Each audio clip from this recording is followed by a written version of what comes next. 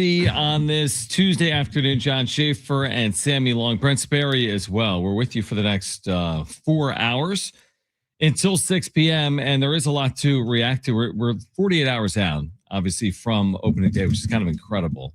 And as we get closer, there's a lot to obviously dissect with the Padres as they get ready for this 2026 season. Kevin Acee was on with you guys earlier today. He was on with us, obviously, yesterday as well. And yeah, I mean, hay's in the barn, so to speak, right? It's like you leave Peoria, and basically the team you're bringing with you, you have. Now, you're never a finished product this time of year. I think this is the time of year, Sammy, where people oftentimes like, oh my gosh, like, what about their fifth starter? Or what about their bench? Or is this player going to, I mean, the thing's going to change is the point. And that's okay. I don't think any roster's probably finished. Some are probably further along than others. And it'll be interesting out of the gates. Again, we'll overreact to Thursday, and we'll probably overreact to every game, the first handful of games of the year. I went through this yesterday, actually, doing a wrap-up show. Like the out-of-the-gates schedule is somewhat challenging because Detroit with Skubal and Valdez. Then you have the Giants, who are expected to be, similar to the Padres. You go to Boston, and where else? You go somewhere else in there. But those first 12 games, like, it's not easy. You eventually get the Rockies in there. But, like, last year they started 14-3. They don't have to start 14-3. You just want to see them hopefully play well out of the gates, which again, it's easier said than done against teams like Detroit, San Francisco, and Boston. Well, I think Detroit's also an interesting team to start with in that it's a team that among a lot of possible teams, the Tigers' strength is pitching. And we've talked about a lot of the starting pitching staff for the Padres. It kind of exposes that immediately in that they have a pitching disadvantage in every matchup. I mean, so far this weekend, you would look at, not that the Padres can't obviously compete in that regard. Yeah, they are, because remember that 14-3 start last year, they played a lot of teams below 500. Now at so early in the season, it's hard to tell who's below 500 or not, but right. Boston's a fun team with a lot of young talent, Roman Anthony. It'll be fun to see the Giants, because the Giants are a team that kind of feel like with the Padres, there's a lot of question marks, but also a lot of talent there. Yeah, I'm sure we'll obviously be overreacting to every game, but I'm just curious for Thursday to get here, because there's been so much made about the fourth and fifth starters, and to your point, we won't really have answers to that until months into the season.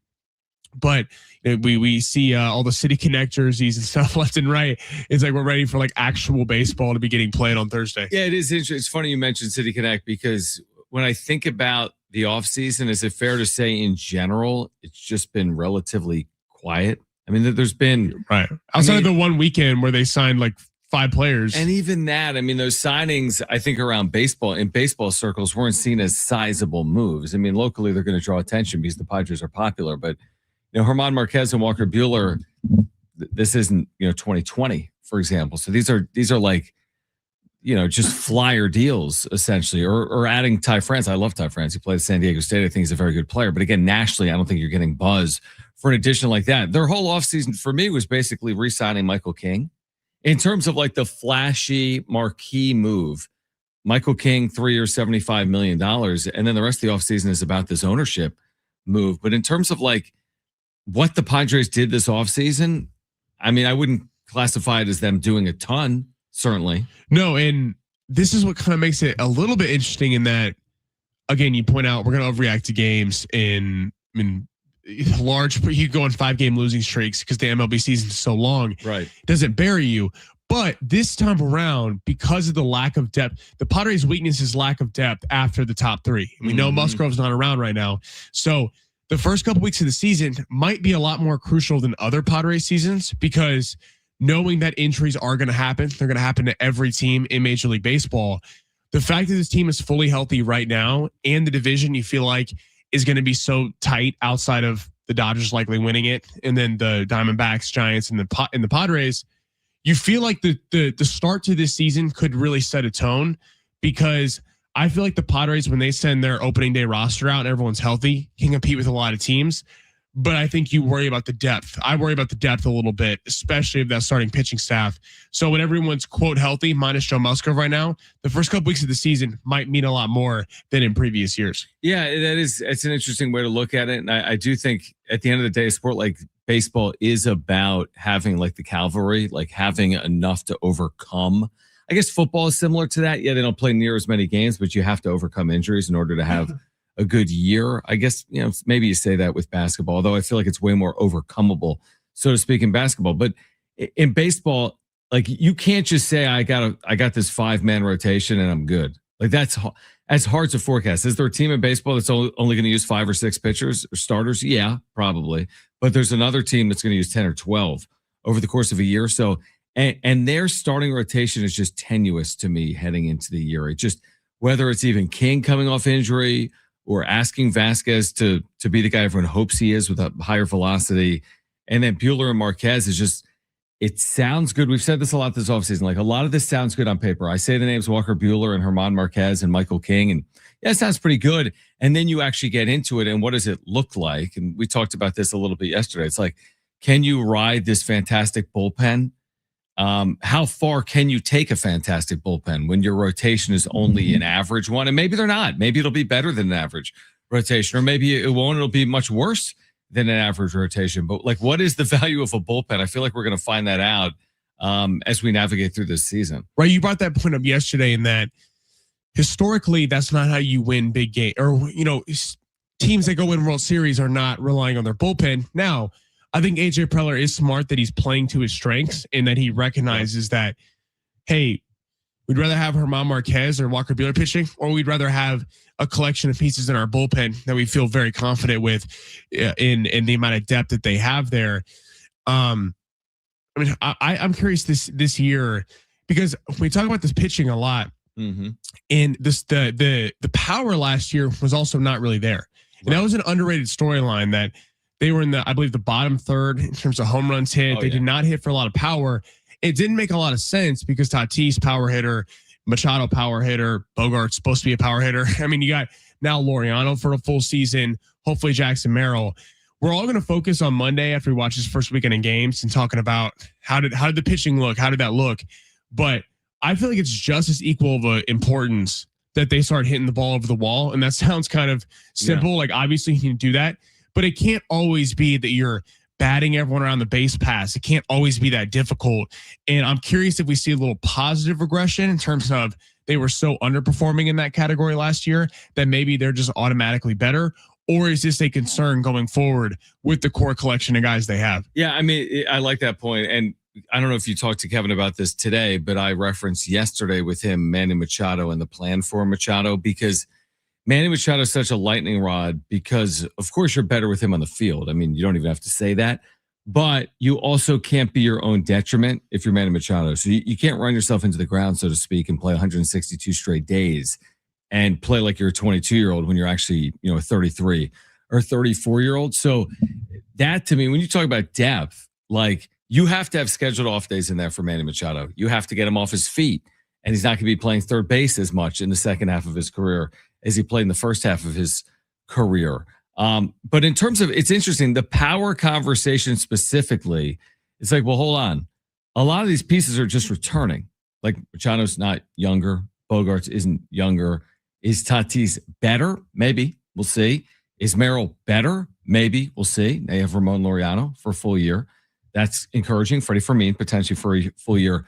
That's encouraging. But it's not like they went out and just added that 48 home run threat in their lineup. They didn't do that. They're basically saying, to your point, let's just run it back and maybe we'll just be better. I believe in that. Like, I don't even think it's regression. Like, it's almost like a return to the mean. Yeah, like a return to form. So yeah, they were 28th in home runs hit last year. You think they could just do the same thing over again and be better than that? But the question is, how much better? Because they've invested in their lineup, but their lineup hasn't proven to be this ridiculous power hitting group collectively. And I wonder how much improvement we see out of that. I'm also curious with the Machado conversation. That's where Craig Stammen, being a first-year manager, we're really going to be able to assess if he's doing a good job or not. Because, it's one thing when Bruce Bochy walks in and says, you're not playing tonight. I don't care who you are. People are going to listen because of the respect that someone has for just throwing names out there. Bruce Bochy. Yeah. Hell, Dave Roberts can do that. Even though Dave Roberts has been killed for years, he's won 3 world championships. This is where Craig Stammen, and there's been a lot of positive, per reports, Tatis is a big fan of him. Machado's a big fan. Everyone loves him, and that's great. But I always equate this to the Lakers. This is the same concern people have with JJ Redick. Was he just going to be LeBron's puppet? Was he going to be able to lay the hammer down when they needed to? And I think to this point, he actually has done a good job of that. But that's an interesting kind of storyline to watch, is when it comes in the, it's easy when things are going well, but in the middle of July, when you need to tell Manny Machado that he needs to sit down on a Tuesday and he goes, no, are you going to be the friend, the former teammate, or are you going to be the manager? And that's where, when you have ownership who's in the middle of a sale, they're not really concerned with the day-to-days of the lineup. This is where I want to see if Craig Stammen can actually play the manager role, or if this is more I don't want to say a mouthpiece for the team, but more of he's in charge when it's really the players who are in charge. It's funny because oftentimes we see the manager and we say, well, they don't have the same role today as they had maybe 25 years ago. There's no double switching, for example, in the National League. There's a lot of analytics. Lineup cards oftentimes maybe are written by front offices. So, like, is your job most important when the teams are playing between the white lines, or is your job most important when the teams are outside the white lines and just managing personalities? Like, a manager, has to manage the intricacies of a game, but also has to massage egos and know when is the right time to interject or not. I mean, it's a little bit of a delicate dance. It's a song and a dance. And specifically with the Padres, it's just a challenge. I mean, they've had so many managers for Manny Machado. He's clearly not the easiest, quote unquote, leader to manage. Not to put it all on him, but there's no one that would say, oh, Manny Machado, that's exactly who I'd want to manage as a player for his entire career. And he's gone from, Andy Green to Jace Tingler to Bob Melvin to Mike Schilt, now Craig Stammen. It's like, again, I think for the Padres specifically, it's less about, hey, he made the right decision in the sixth inning. Every manager is going to make mistakes somewhere with their bullpen, including Craig Stammen. It's less about, oh, he slotted Tatis in as the leadoff hitter, not the 3-hole hitter. How could he have done that? I mean, some of that stuff is over even his pay grade. It might be written by someone else. It's more about, how do you deal with these like type A characters? Well, and this is, I remember we had the conversation when, remember, Phillip Rivers interested in coaching the NFL. Right. Or Jeff Saturday, Brent, we were talking about it when he was on PTI. It was like, there's a lot more than just calling plays. Phillip Rivers can talk with anyone about, where he should be throwing the ball on a read. But it's about telling your star receiver who, AJ Brown for the Eagles, going on live streams, talking crap about the team. How do you manage stuff like that? And to the point you were making about outside the white lines, that's what I want to see from Craig Stammen this year, because there are a lot of big egos on this team. There's a lot, and rightfully so. A lot of these guys have done a lot in the major leagues over the years, but that isn't always the easiest thing to manage, especially when you were a former teammate with some of these guys and they saw you as a teammate versus just a manager type role, and them knowing that this is your first time really doing this. I'm curious the first time we get a little bit of a crossroads, a team and, a player on the team and Stammen has a disagreement, if that kind of gets put out there or if it's very much in-house. What does ESPN have to say about the Padres? They've got their season preview out. Is this a playoff team or not? Is this a division contending team or an NL contender? We have what ESPN has to say about it, and we'll discuss that on the other side. We also have tickets to give away today. Very popular giveaway yesterday, Slightly Stupid tickets, June 13th at Petco Park. Tickets are available at Ticketmaster.com, and a ton to get to over the next 4 hours. But what does ESPN have to say about the 2026 San Diego Padres? That's next on 760 and live on the iHeartRadio app.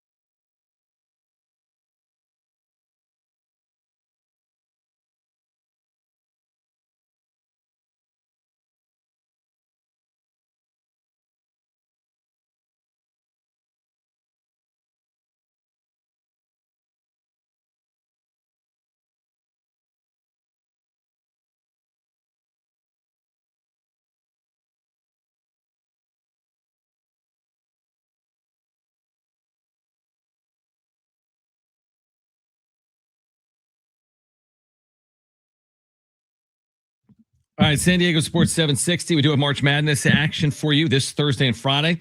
4 p.m. when the Sweet 16 gets underway. You can hear all the action right here on your home for March Madness in San Diego. San Diego Sports 760. Jon Schaefer, Sammy Long, Brent Sperry with you.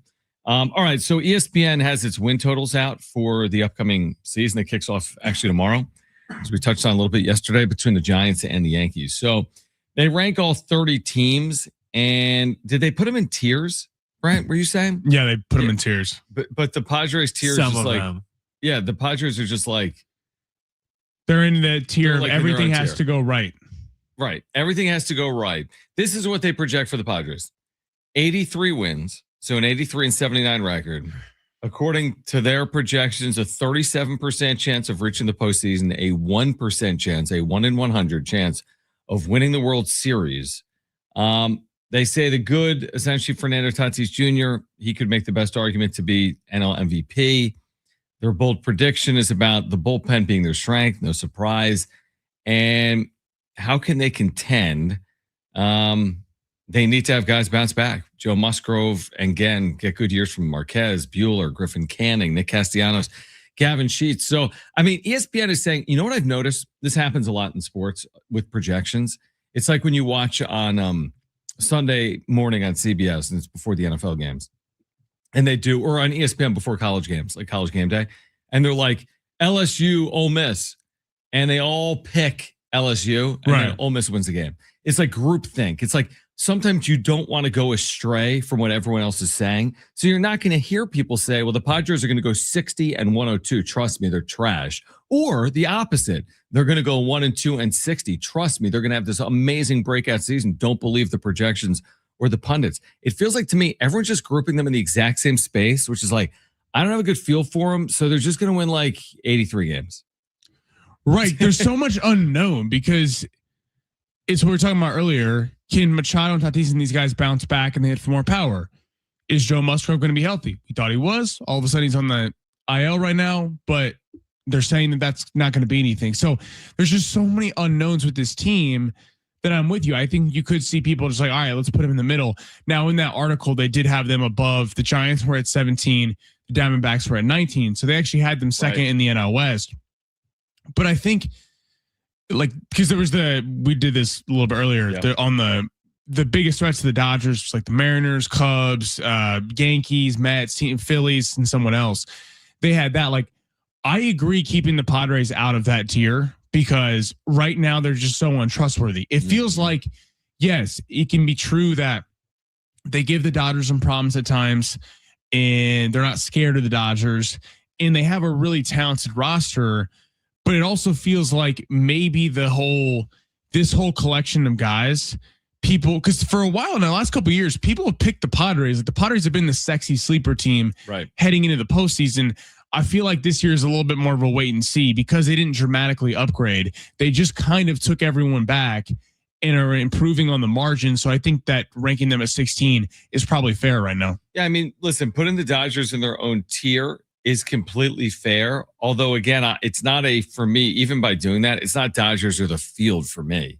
As in the Dodgers don't have a 51% chance of winning the series. But yes, are they the favorite? Of course. You know, around baseball, like you mentioned, whether it's like Mariners, Blue Jays, Yankees, all teams in the American League, or in the National League, teams like the Phillies and the Mets, for example, or even the Cubs, you know, it'll just be interesting. Like Seattle last year had this unbelievable year, but this isn't who they've been, you know? So it's like to go replicate something like that. It's like the Padres coming off 2022 and they made the National League Championship Series. You're like, well, now they've won Soto for the full year. They just inevitably fought a bet at that level. That didn't happen, you know, and not to say that's necessarily going to be the Seattle Mariners in 2026, but you know, it's just going through this. Like sometimes you think you know more than you actually do. To your point, it's like nobody really has a good feel because it's murky with the San Diego Padres. Like at their best, we've seen what they're capable of. I've watched this version of the Padres have 14-3 stretches over 17 games or win playoff series. Essentially, this version of the Padres we've seen play really good baseball. We've also seen this version of the Padres struggle at times to get to the postseason over the last 3 or 4 years. And the unknown of Craig Stammen as their manager as well to kind of guide them along the way. I personally would be surprised. And I don't know if we'll make official predictions here or not. Maybe that's more for tomorrow. I still think they have a better than handshake shot of getting to the postseason. I'd still put it at 51-49 as opposed to 49-51. I think it's more likely than not they make it to the postseason, but I do recognize that it might be like it's going to be a challenge. Like there's going to be rough waters potentially ahead. This isn't going to be smooth sailing. With the Padres, it just feels like if they're fully healthy, I think they'd be much higher on that list. But when you're accounting for a baseball season where injuries play such a major role in who's healthy at the end of the season, I just don't know the Padres have the depth right now. And that's why I'm kind of with you. I think it's a 50% shot they make the postseason because right. The concern I would have is that the Diamondbacks and Giants got better. That's why I think Fangraphs drops them to 79. I don't even think it's about the Padres. The Padres are just fine. Feel good about the roster they're sending out there on Thursday against the Detroit Tigers. But at some point it is like the Diamondbacks really underperformed last year. Feel like they're picked for a bounce back. This team was in the World Series a few years ago. And the Giants, I think, addressed some of their problems, especially in terms of, they got that big time outfielder prospect coming up. You got to rise. So, I mean, the Padres have as good a shot as any, at least to make the postseason. But it is, I think, especially with baseball being such a regional sport and a regional coverage of the sport, the Padres didn't make any splash headlines to where it's like, that's the team I'm picking. Right. That team's going to the postseason. So it's very like, I think us that watch them every night kind of can see the improvement on the margins, but I don't know that some person who's a writing pundit for ESPN in Milwaukee is sitting there going, oh, Padres got Nick Castellanos, look out for him. It's a great point. And then the other side of that conversation is sometimes you do win the offseason and it doesn't necessarily translate. Like they've had big splashy moves. They've had Machado signings and Bogart signings and trades for Dylan Cease. And some of them work better than others, but just the flashy move alone in a sport like baseball isn't the difference in success and failure. Can be for the right organization. It's like, don't get me wrong. The Dodgers signing Shohei Ohtani has paid massive dividends, but it's not always as simple as that. We'll switch gears. Are the Lakers tough enough to win the West? Colin Cowherd weighing in with Nick Wright. You'll hear what they had to say on the other side. Plus, if you missed our conversation with Kevin Acee yesterday on the show, you'll hear that conversation coming up. And we're giving away tickets to see Slightly Stupid June 13th at Petco Park. Tickets and info at Ticketmaster.com. This is San Diego Sports 760. We are live on the iHeartRadio app.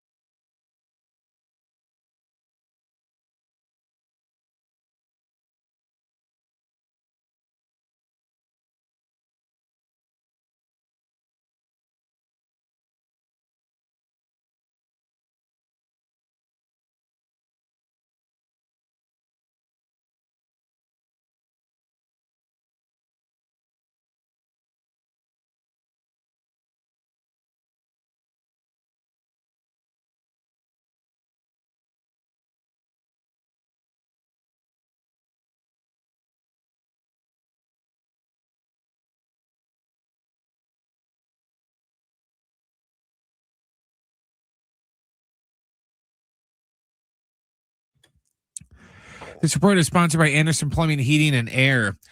In NBA news, the NBA Players Association is calling for a change to the 65-game rule change, which says that if players don't play at least 65 games in the season, they are ineligible for postseason awards. Hall of Famer Frank Thomas has filed a civil lawsuit against the White Sox, Nike, and Fanatics over what he alleges is unauthorized use of his likeness on uniforms. Thomas is seeking an excess of $50,000. His complaint stems from the team's sale of City Connect 2.0 jerseys last season with his name and number 35 on the front and back with Nike and White Sox logos.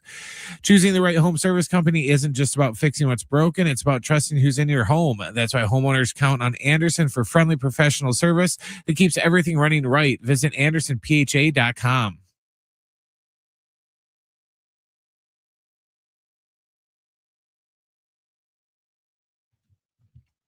All right, San Diego Sports 760, John Schaefer, Sammy Long, Brent Sperry.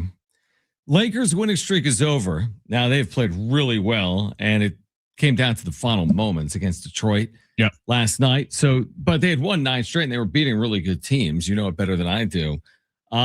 So all of a sudden, they're like kind of in the thick of it in terms of the conversation in the West. They're not going to win the Western Conference, but they could win it once you get into the postseason, obviously. The conversation, and correct me if I'm wrong, the first half of the year was, well, their record is good, but they're not beating good teams. And now I think the conversation the second half of the year is their record is good and they're going through good teams. And you do have LeBron and Luka in the postseason. Like, you're going to have a shot in a long series. So is that where we stand right now? Like, they've been good enough that they've all of a sudden entered that like contender conversation, have they not? Yes, so you're 100% right. The first half of the season, the Lakers were beating up on teams below 500. Before about 2.5 weeks ago, when the Lakers beat the Knicks on a Sunday afternoon game. Yeah. Okay. Yep. Before that, the Lakers' record against teams above 500 was about 4-12. They right. In 2 of those wins came against the Toronto Raptors, 1 against the Spurs early in the year, and the Sixers. So they weren't really they weren't great wins. Right. Every time they played Detroit, Oklahoma City, they get shellacked, and it wasn't even close. They would get blown out in a lot of those games. And over the last couple of weeks, I mean, they beat Houston twice, Denver once, Minnesota, New York, Orlando, and Miami are all playoff teams. So I think the biggest thing, and I know Colin was talking about it, and we're going to throw to that, but was toughness, because for the first half of the season, the team was not really tough. And every time they played a team that was physical in like Detroit, like the Knicks, Oklahoma City, that really imposes their will defensively, the Lakers wanted no part of it. And the last couple of weeks has really changed.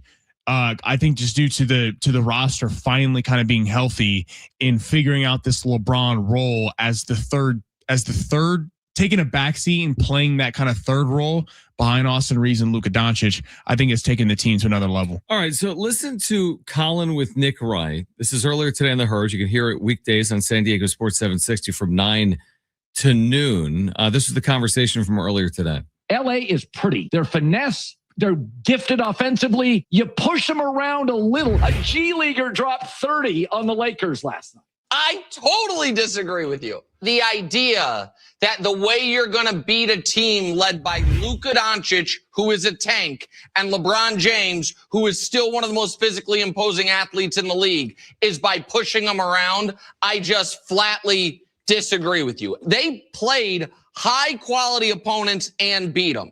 The Lakers this year, Colin, have the best record in the league when leading entering the fourth. They have the best record in clutch situations and the best record in one-score games. That is a recipe of a real contender. All right, so, I mean, we would both be, based on everything that we're saying, I mean, we're more in the camp of Nick Wright than Colin. Like Colin's saying, like, it's too easy to just be like, they're finesse, they're Hollywood. You can say that about the history of the LA. I mean, that's the easiest thing to say. They play, it's sunny outside. Oklahoma City, it's snowy. I mean, okay, whatever. What does that have to do with basketball? It feels like the Lakers have turned a corner, and now we'll see how much it pays off in the postseason. I think they're the best team in the West, not named Thunder in San Antonio. Those two teams have all season long played the best basketball. They're elite offensively, and they have excellent defensive on-ball defensive players. Oklahoma City, that's their secret sauce. I mean, you got guys like not Jalen Williams, the other Jalen Williams, Alex Caruso, guys that Lou Dort that can just take your best players and try to take them out of the game. But I think what the Lakers have shown is Denver is extremely flawed defensively. They gave up they're one of the worst defenses in the league, about 121 points per game given up. Houston literally does not have a point guard. I mean, Fred VanVleet getting hurt. They do not have a player that can run the offense, which is why Reed Shepherd and Kevin Durant has to do it. And I think Minnesota, Anthony Edwards needs a running mate because Julius Randle is a very good player, but I don't know that he's the number 2 that's going to get you the NBA Finals. So I think that leaves the Lakers as the best. That's not the Thunder and the Spurs. Do I think that they beat those teams in series? No, but I do think that if I'm the Thunder or the Spurs, if I got to pick a team that I didn't want to play, it would be the Lakers because on any given night, Reeves, Luka, and LeBron can just outscore you. And that's what we've seen the last couple of weeks, despite them being better defensively. Here's maybe one of the issues. It's not because all that matters is the postseason. The Lakers are like Kentucky. Nobody's like, oh, well, they won the SEC. No one cares. Right. They're not in the business of, oh, look at how many 2 seeds we've had in the West. Just nobody cares. They need to win. I mean, they need to get to an NBA Finals. They need to win NBA Finals with LeBron and Luka. I think the issue they're going to run into, to your point, is you're not just playing the Spurs or the Thunder. You're playing both. Like, tell me the other path. The Thunder are not losing to the Trailblazers. Right. Okay. Now, could they lose to a Nuggets T-Wolves? Yeah, they could. There were 7-game series last year, right? So, okay, maybe. Okay, that's good fortune that's out of control. It's like when you're the 12 seed and you beat the 5 and you benefit from the 4 losing to the 13 and now you're path to the Sweet 16, but you don't control that destiny. And in a best of 7, it's not the college basketball tournament. It's harder to get lucky because someone's going to lose 4 times. You have to beat them over a series. So, yeah, are they capable of course, to your point, are they likely going to beat a team like the Rockets or the Suns or whomever? Yes. But then it's like, now you don't have home court against San Antonio. If you get through that, now you don't have home court against Oklahoma City. It's just like tall order.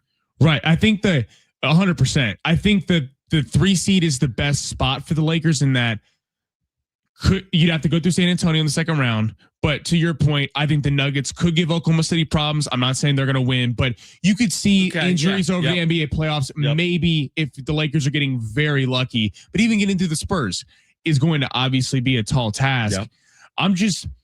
The one thing the Lakers have going for them, and Nick Wright mentioned it in that soundbite, is the clutch time scenarios, and it's over a pretty good sample size. They're 22-6 or 22-7 now in like close games, right? Clutch time games where it's within 5 points in under 5 minutes. The funny thing about Oklahoma City and San Antonio, they don't play in a lot of close games because they win all their games. They win them all. And we saw that a little bit in the playoffs with Oklahoma City last year, where remember the Pacers down the stretch completely beat them in close games. Yes. Denver in close games beat them down the stretch. So that is something that I think when you're just beating everybody in the NBA, you're kind of on cruise control because you're at the top of the Western Conference or the Eastern Conference and not playing in tight scenarios. Some of those teams do have who's getting the ball. Is it Shea? Is it Jalen Williams? Is it Chet Holmgren? Or is it Wemby or Stephon Castle, De'Aaron Fox? Like, who is taking the last shot? And I do think the Lakers feel confident in close games. And one of the weird stats is their defense was bottom 3rd in the league for a large portion of the season. Now it's improving to like middle of the pack. They have like the best clutch time defense in the league. So the Lakers play defense when they want to. It's just, do they do it for a full 48 minutes? Not only when they want to, it's like when you have winning DNA. It's like these players have won at such a high level. I mean, nobody's won more in general than LeBron James. I mean, his winning percentage in his career regular postseason is going to be up there, obviously. So like he's been through it so much that you're trustworthy of him in those spots. Now, again, that'll be interesting against a team like San Antonio that hasn't really been through that scenario. Wemby hasn't even been in the playoffs, so everyone's picking them to win the finals. It's like a little bit of a great pause. Point. And OKC, they have been through it, but again, nobody's got the. Listen, Luka's an experienced player. Like, it's not his second year in the league. He's played in the NBA Finals too. He's been in the postseason a lot. And I'm with you on OKC. I think a lot of people, including myself, I thought it would be a little bit of a coronation cakewalk last year. It wasn't. Now, to their credit, they didn't sweep a single series. And now, to their credit, they managed to win or go home games, which is easier said than done. Now, they also benefited from Tyrese Halliburton's injury. And if it never happens, we have no clue if they win that series or they're NBA champs. I could easily argue Indiana wins that series easily if that 100%. injury never happened. I think you brought up the point about the Thunder. The Thunder and the Dodgers retiring this baseball and basketball are very interesting. That they deserve to be the favorites, but it's not easy though. It's not easy, and everyone's the Dodgers on the ropes. The Blue Jays last year, Padres the year before. The Thunder. Your point you bring up about Tyrese Halliburton. He had 12 points in the first 4 minutes of that game. He was awesome. Who knows what happens in that game? Also, the Denver Nuggets took them to 7 games. Now I know Oklahoma City blew them out in that game, but this was not I was go back to a Kobe and Shaq run where they went 16-1 and Allen Iverson had to score 50 points on the road. One loss. I mean, to give one out of the Lakers. So I think this NBA postseason is actually going to be a lot more continuity up in the air than people give it credit for. I think we are going to see some upsets, certainly in the first couple rounds. Now that we've talked our way through it and we're not that far off, there's maybe 10-ish regular season games remaining. I am intrigued about the idea of seeing Wemby with the Spurs for a first time, but also the Lakers in these matchups, like young versus old, Lakers Spurs or Lakers OKC or even OKC San Antonio. I think that's really good theater. All right, on the other side, a legend returning tonight. Does it count as such? Is that what we're calling it? Is a legend returning tonight to his sport or not? Plus, if you missed Kevin Acey, you'll hear that coming up at 3 p.m. This is San Diego Sports 760. We're live on the iHeartRadio app.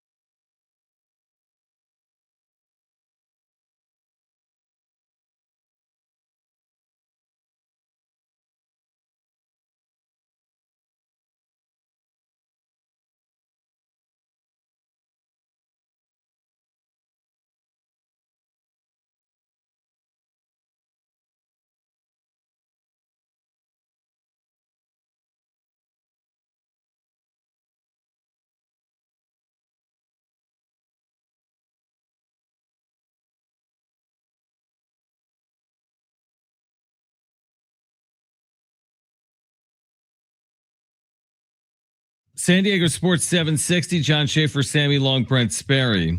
We are giving away tickets to see Slightly Stupid, and that's coming up June 13th at Petco Park. We'll do that coming up on the show here today. You're going to hear from Kevin Acee coming up as well in about 15 minutes. So we all have had interesting reactions to this. Officially tonight, let me see how this is worded.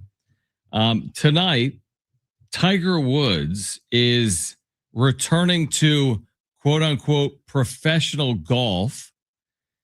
Now he's appearing in the TGL, which is televised simulated golf in some like fake arena in Jupiter, Florida. That I think is actually going to tee off at 4 p.m. So like, does this count as now? He hasn't appeared in a PGA event, I think, since March of 2025. They said this has been about a year. Well, is this the equivalent of like? Would we say Michael Jordan's returning to professional basketball if he played 3-on-3 or in the ABA? In the Big Three? No. Because, so this isn't like, is this really professional golf or is this made for television? Is this how you get to the Golf Hall of Fame, by winning the TGL? This would be like saying Tom Brady is coming back and he's going to play team. No, and he's going to play in arena football because he's coming back to football. Sort of, but it's not the NFL. Well, and this isn't golf. This is like Caddyshack 3 type stuff. And no, there isn't a Caddyshack 3, John. It's kind of disappointing because we talked about on the show last week. The big story was they asked Tiger, "Are you coming to play the Masters in what, April 11th? I believe is the Masters." So like 2.5 weeks. And didn't give a definitive answer, but kind of poured cold water on it. Like, if we want to see Tiger Woods, I'd prefer to see Tiger Woods on the biggest golf weekend of the year or some of these majors versus, the TGL, which I haven't seen the ESPN ratings on TGL, but I'm assuming it's not the Masters. Here's the thing. Here's what I would say. That's all you need to know. You can't call it professional golf. And now this is a whole nother conversation, obviously. But like, if you can't appear in the Masters, but you can appear in the TGL, that's all you need to know. Because like, it's a golf simulator. You're playing a golf simulator in front of a live studio audience. That is not playing golf on an 18-hole course. I mean, obviously, we all understand this. It's made for TV. But when they hype it up like it's his big return, like, no, this isn't his big return. You know what his big return is? You're right. Either a PGA Tour event. It doesn't have to be the Masters. Masters would be preferred, but we'll take it to Farmers Insurance Open in San Diego, Torrey Pines, where you've won like 7 or 8 times over the years. So that to me is your return. Anything else is like, you're not telling the whole story. They don't need to give me on the bottom line right now, Tiger Woods to return to professional golf tonight. Well, and to think about what makes, we've seen Freddie Couples last year at the Masters. What's Freddie Couples, like 74 years old? Is he that old? So something like that. I could be wrong, so don't quote me on that. But he was having a successful day 1 and day 2. Why Freddie Couples isn't winning the Masters at his age? 66. Okay. All right. Asian May years. Sorry, Freddie Couples. But Freddie Couples having a good day 1, day 2. We've seen a lot of guys way past their primes have great opening rounds at Augusta and some of these tournaments. The problem, though, is the stamina of Saturday and Sunday, walking the course, your back holding up. That is why. I mean, Tiger Woods, if they were playing in a studio like this, he could be up there with Scotty Scheffler. I mean, maybe not now in terms of Scotty Scheffler, but you're right, because all you have to do is swing, right? Right. I mean, Tiger Woods knows how to swing a club. Yeah. Put the ball wherever he wants. It's about the stamina of playing 18 holes over 4 days and walking the course in the sun and the conditions and all that. That's what is professional golf. So when you don't have those elements, it's definitely, we're expanding the truth a little bit. And I feel like we're at this time right now where we're blurring lines on everything, like flag football, for example. They're going to sell us on these flag football leagues and these accomplishments, and like Lamar Jackson has more flag football touchdown throws than anyone in flag football history. Like, yeah, but they're different. It's not to say there's a time and a place. Like the TGL, that's fine. Just say what it is. It's made for TV, sheer entertainment. Shoot, you could probably take some random dude off a golf course in San Diego right now with some of the best golfers, amateur golfers in the country, and they could probably hang on the TGL, but I don't know if they could actually hang on the actual Right. PGA Tour. So I just feel like we're getting into this, like, I don't know, this new world where everything is made for TV, and it's like, I don't know, we're supposed to pretend like, well, flag football, it's just like the NFL. It's just, Right. no, it's not. Flag football is not like the NFL, and golf simulator is not the same as professional golf. There's a reason why the UFL doesn't have the same ratings as the NFL. Right. In the TGL. Yeah, it's just like, I get it. If Tiger Woods was on my network tonight, I'd probably be promoting the heck out of it. Because of course. But it is like, yeah, when you're talking about professional golf, again, this is we've seen, great, like if you're taking sports with solo people, we've seen no-name amateurs beat top tennis players, but that doesn't mean that when they're playing at the U.S. Open final or they're playing in, at Wimbledon, they're beating them on center court. Like, there's a very different pressure than just, hey, we're lining up at the local YMCA and chopping it up. And you already know how this is going to be packaged. It's not a direct shot at ESPN, but they pay for the rights. Right. To your point, they're going to publicize Tiger Woods appearing in it, but then we're going to lead Sports Center with his return. No, like, you're writing the script and then you're like rewriting. It's a complete sale job. It's like you're packaging it, you're producing it, and then you're reacting to something that you packaged and produced. And be like, Tiger Woods finished second. Okay, like I didn't even know that there was a second place to finish in the TGL. I feel like ultimately something like this, the reason they hype it up like this, is that like they're in bed with the TGL. I think ESPN literally financially is part of the TGL. They started the TGL. Like they have their own ESPN studio, like as part of this operation. It's like, they have to make it succeed essentially. Well, their ratings, they get about a little over 500,000 people. Yeah, we saw that one time. That's right. Non-Tiger related stuff. Everything's probably tanks. No, that's without Tiger. Oh, okay. With Tiger playing in it, they get about 1 million. Wow. Okay. So there's about 500,000 people. Difference. That makes sense. And maybe tonight even more because he hasn't appeared I just think a year. If we'll see if Tiger's, playing 3 weeks from now at Augusta, we'll be like, oh, great. Maybe he's trying to get himself back into form with some competitive golf. But I feel like, and I'm not going to slight Tiger, obviously all these injuries he's had, and he had, one of the great, 2017 that he came back and won the Masters. I mean, that was iconic sports moment that we all just got to witness. So it's not Tiger's fault, but it will be disappointing if we're seeing him playing in this, which is made for entertainment. And, the 1 weekend a year where golf takes center stage above anything else. He can't go.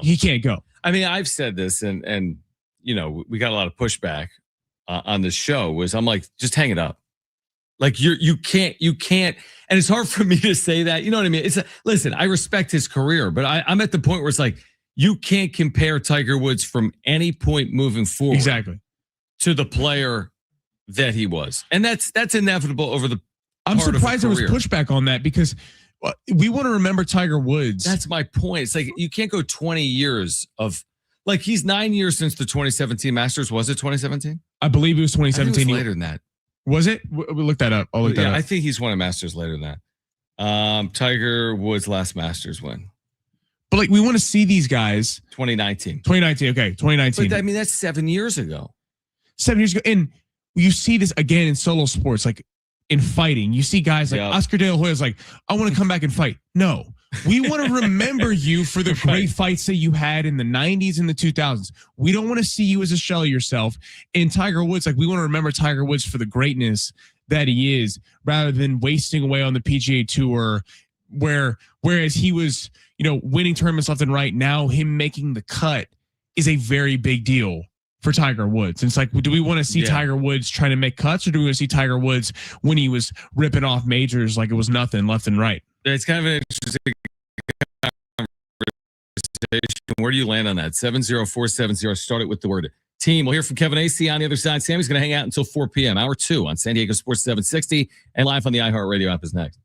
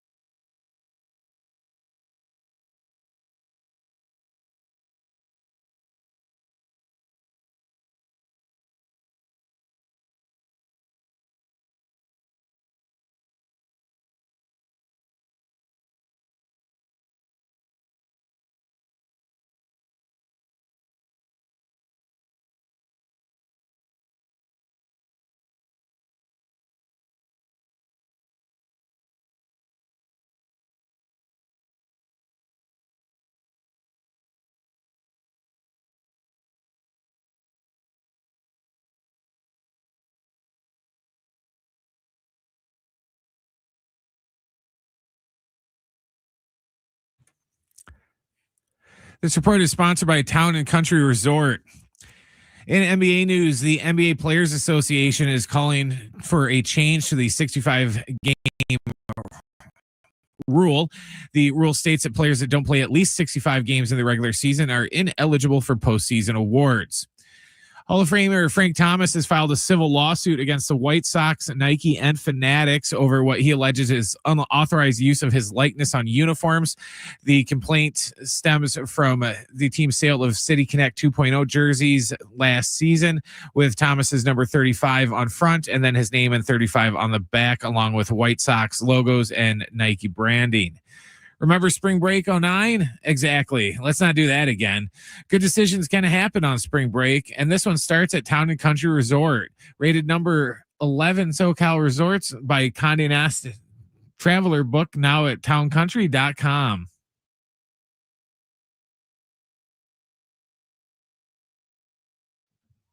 All right, hour two, San Diego Sports 760. We are giving away tickets to see Slightly Stupid June 13th at Petco Park. We'll do that at some point. Why don't we do that this hour? We'll give away those tickets this hour on San Diego Sports 760. Now, we're going to be connecting with Kevin Acee each and every week on the station, multiple times per week, our Padres insider.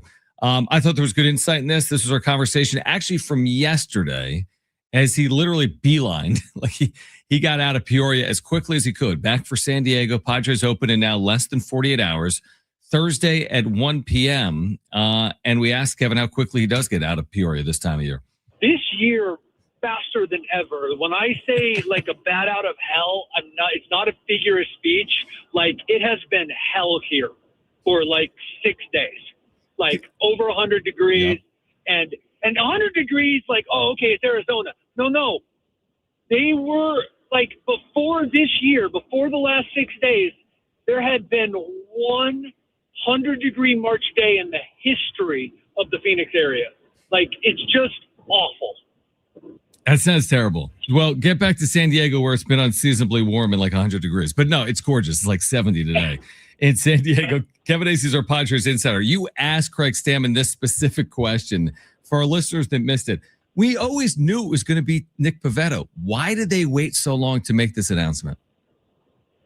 Because they're the Padres, and I want to make sure that, like, I could hardly care less about when they announced this. I'm not like whatever, but it's just so hilarious that, like, so often they're the last team to do something. Like mark my words, on Wednesday when rosters are announced, the Padres will be one of the last, if not the last, by like 2 hours, team that that announced their roster. Whatever, but this did have to do, as we knew all along, really, that like they wanted to make sure he was good after missing that start in the middle of spring. He had one fewer start than Michael King. And German Marquez and Randy Vasquez, for that matter. But look, he got the 71 pitches. He can go 80 plus. He can go 90 pitches on opening day if things are going well. So we always knew it was going to be Nick. And it will be Nick Pivetta come Thursday afternoon against Tariq Skubal. Kevin Acee is with us right now on San Diego Sports 760. You just wrote about this. You talked to Craig Stammen and Manny Machado. It's one thing to say the plan is to give him more rest, but then you get into a season and dynamics are at play, like how the team's performing and so on and so forth. So do you buy it? Do you think Machado ultimately sees more, whether it's more time DHing or just more games off than he had last year? I think both. And I think they'll be more proactive. There's no chance that Mike Schilt intended last year for Manny's first day off or his first game off to be the middle of September. But what happened is they got to, July, and they weren't playing that great. And Jackson Merrill was hurt at different times. And he needed to keep Manny in there, and Manny, of course, wanted to be in there. So before they would say get to that point where it's like, oh no, all hands on deck, I think they'll give him some more days early, so that if he does go 35, 45, 50 games in a row, that's where it ends. Versus, I think, what was it, 139 or 140 45 games or something like that. I wrote it. I can't remember. But like it was amazing. And he was so obviously on fumes that he even admitted he was on fumes by the time, September came around. And Manny never admits anything like that. It's going to be interesting because once you get into it, though, and Kevin Acee is with us, like, do you agree that it's easier said than done, specifically with Machado, right? Like, if it's Jake Cronenworth, with all due respect, you could just say, hey, Jake, you're sitting today. You need a day. With Manny, there's more particulars at play, right? Sure. I wish I could have. I wish you all could have been there. I tried to express it in the story. Yep. I said it twice about Craig Stammen's confidence. You guys, like, he got this job because of who he is. And part of who he is the assurance that he has and the respect he has from these players. And I'm not saying it'll be easy, and I'm not denying what you're saying is true. I'm just saying Craig Stammen, if he believes it is important, will tell Manny that he has the day off or that he's the agent or whatever it is that he thinks. Mm-hmm. Now, could Manny go 80 games before a day off? Sure. I mean, yeah, sure. Like, look at the first start. I haven't looked beyond this, but, they play 6 games in the first 8 days. Like, obviously, Manny's going to play all those. That would be too early anyway. Yeah. But, like, I haven't looked at the schedule. But there will be a time that Craig Stammen says, no, this is what's best for us. And I do think it will be proactive because once you do get into where, oh, wow, like we're at 500 or whatever, we're falling behind the Dodgers or whatever it is, that Manny, it does become Manny, who never wants to sit.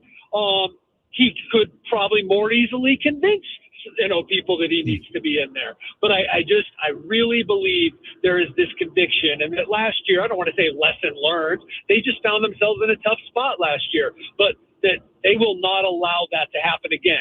And if I'm wrong, shame on me, but shame on them. Yeah, that's a great point. I think you're going to be right. And I'm with you. I think the organization needs to, it's like you need to look after Machado because Machado's not going to look after himself. That's what happens. I want to point this out, like the quote I have in there, Manny, where Craig Stammen is like, yeah, he does the tough guy act. He did not mean that derogatorily, but who says that?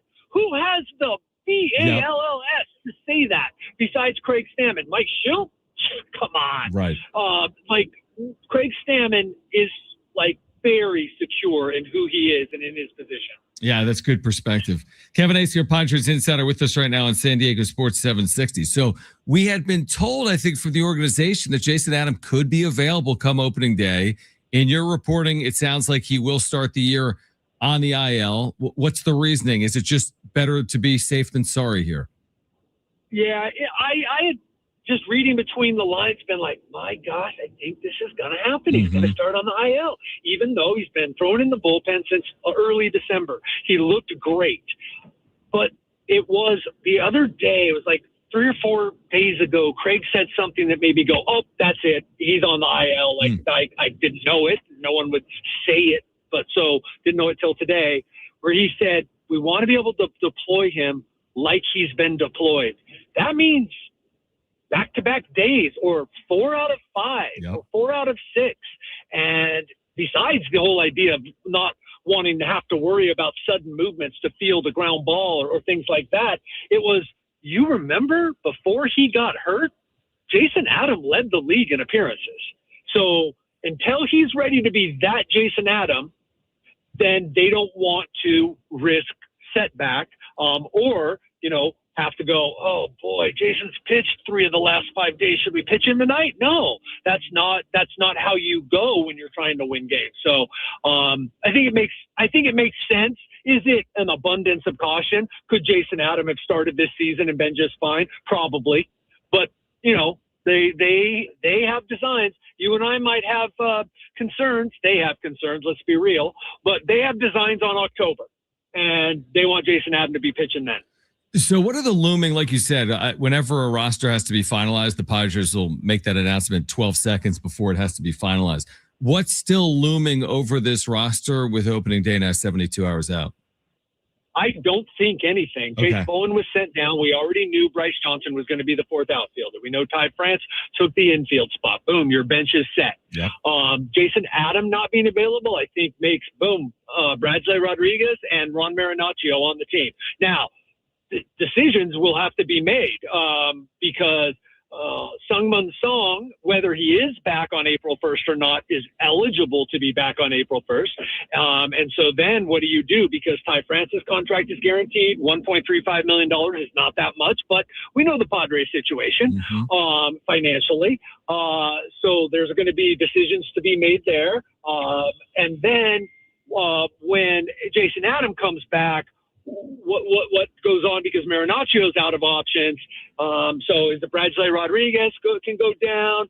How's Marinaccio pitching? So there are decisions to be made, but I believe that coming up on Thursday, there really isn't a decision to be made. It's interesting the way, AJ Preller is kind of added to this roster during spring training or right before it. Obviously the depth pieces that I guess are going to pay off with this rotation to start the year, or they're going to be relying heavily on some of those additions, the Walker Buehlers and the Herman Marquezes. And then we see a deal like today with Jose Leclerc, who at one point was one of the better relievers in the game. I know he's coming off that lat injury. They already have one of the deeper bullpens in the sport, but is this one of those, hey, sign him, get him healthy, and he's almost becomes like a deadline addition for you potentially in the second half of the year? Yes, and I honestly, with everything going on today, have not been able to look into what are they thinking? I mean, here's a guy.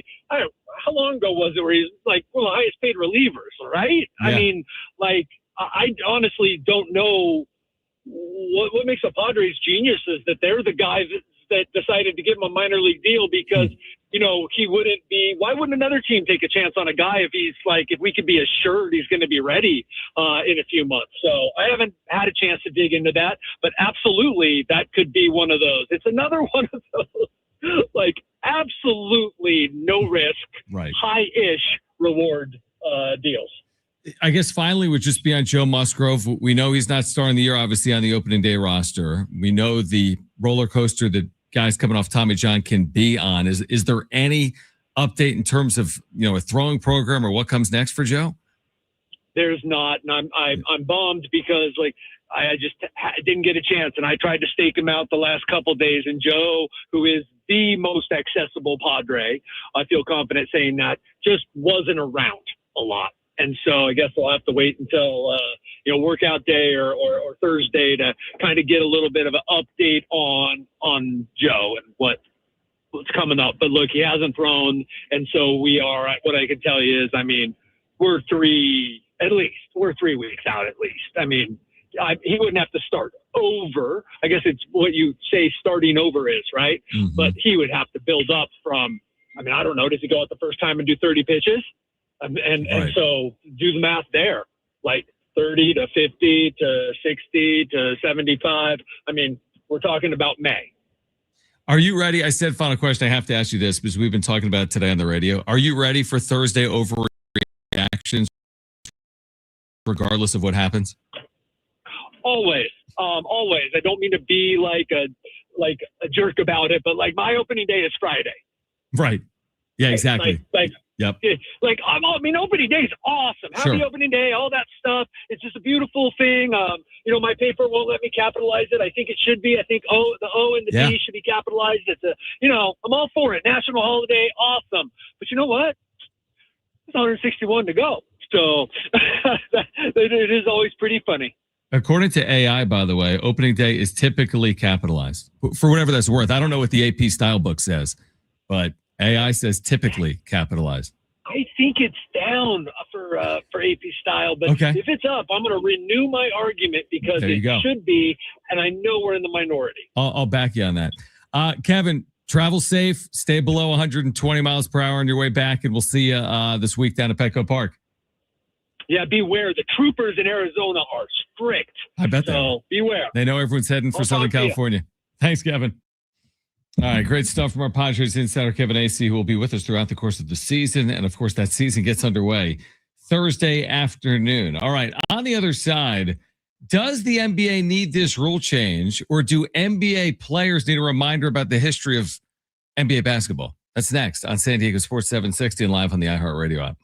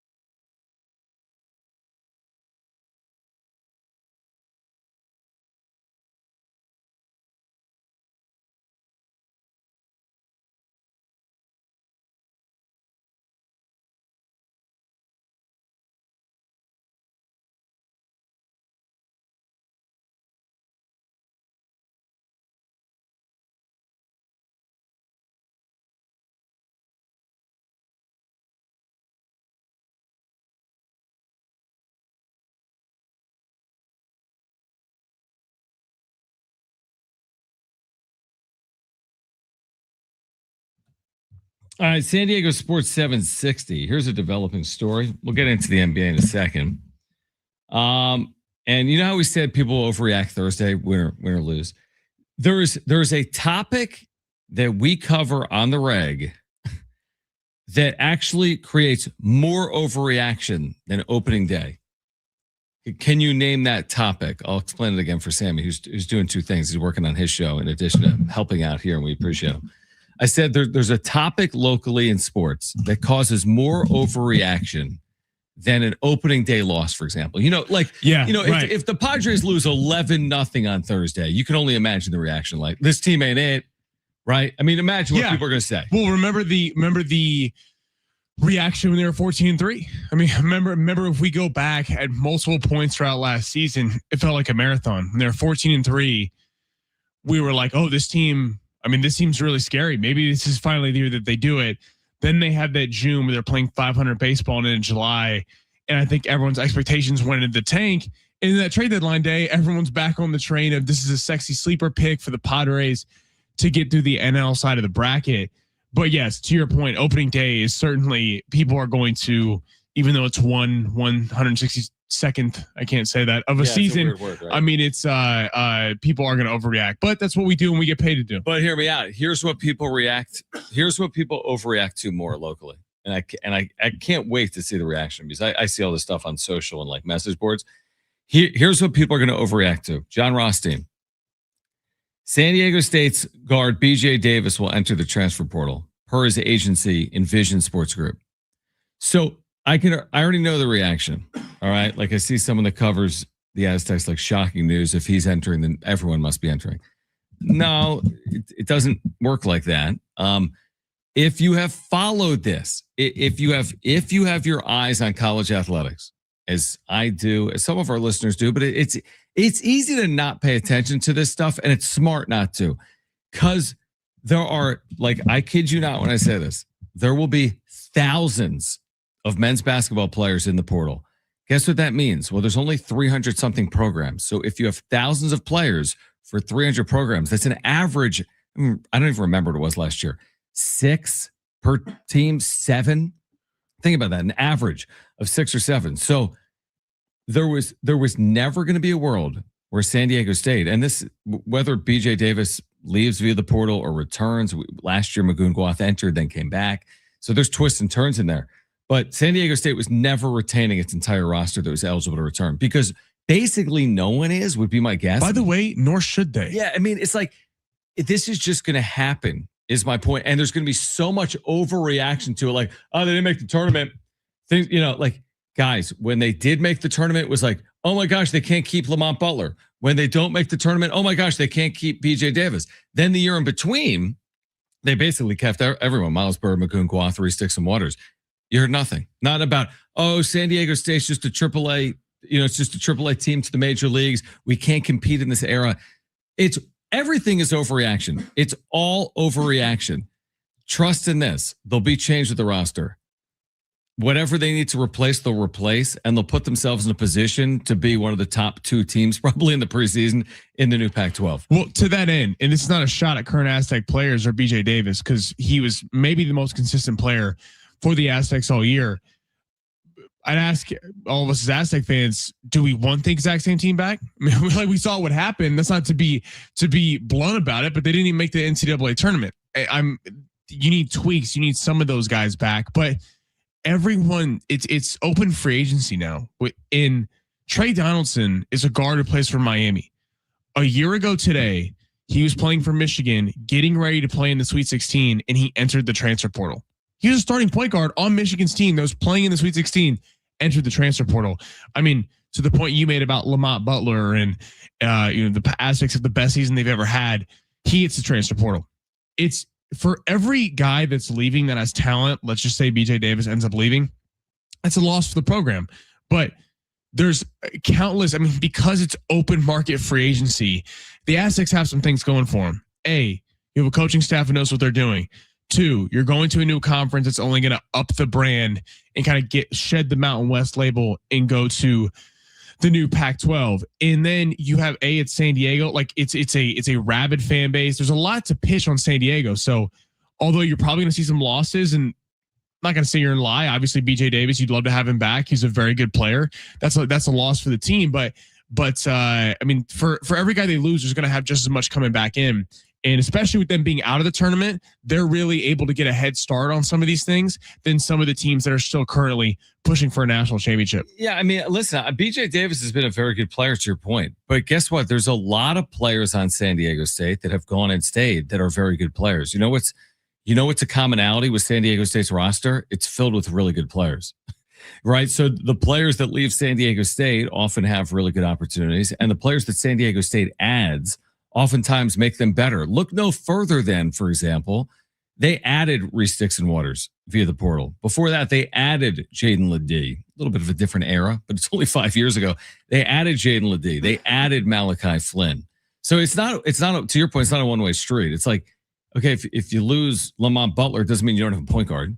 Like they lost Lamont Butler and they replaced him with, I don't know, arguably like, right, he became like a third or fourth team All-American in Nick Boyd. Basically a year later, who came in. Now he didn't necessarily play that way in San Diego, but he certainly helped guide the Aztecs to the NCAA tournament. So you can't only look at it through the lens of, oh my gosh, this player left or these players left. What does it mean? You know what it means? It means you're going to find another player that's going to hopefully take advantage of an opportunity that the previous player filled. And I'm not sitting here sugarcoating it like, oh, it's good that they missed the tournament because obviously it was a bit of a down year for San Diego State. The one thing we've seen is in college football and in college basketball, sometimes when you're on the outside looking in, you get a head start on recruiting kids. Like I remember the backup quarterback for Penn State a few years ago, Missouri. Who went to Missouri, Bo Perbula. Yeah, like went out, and not that he ended up being a star, but they ended up able to get him because Missouri was not in the college football playoff and Penn State was still playing. So that's right. Yeah, I don't want to make it. Obviously, you wish you were competing for a national championship. That's the goal, the be all end all. You wish you were one of the 16 teams left, but the Aztecs getting a full offseason now of being able to try to recruit and get their guys. I wouldn't panic until we actually have the night one roster, which is in October. Yeah, that's the thing. That's a good way to look at it. BJ Davis is in the transfer portal. There'll probably be more players that enter the transfer portal. Take a deep breath. Like look up in November and see what the roster looks like is what I would say. BJ Davis has been a very good player for 3 years. I wish him nothing but the best. But that's just what this is now. It's more transactional. If every NBA player was a free agent every year, players would move more often. They just have contracts, which is something that doesn't exist, obviously, right now in college basketball. On the other side, we're going back to the NBA with something that I wanted to discuss about a rule change that might be coming to the NBA. We'll discuss that more on the other side. Plus, this hour, we're giving away tickets to see Slightly Stupid June 13th at Petco Park. We'll give those away this hour on San Diego Sports 760.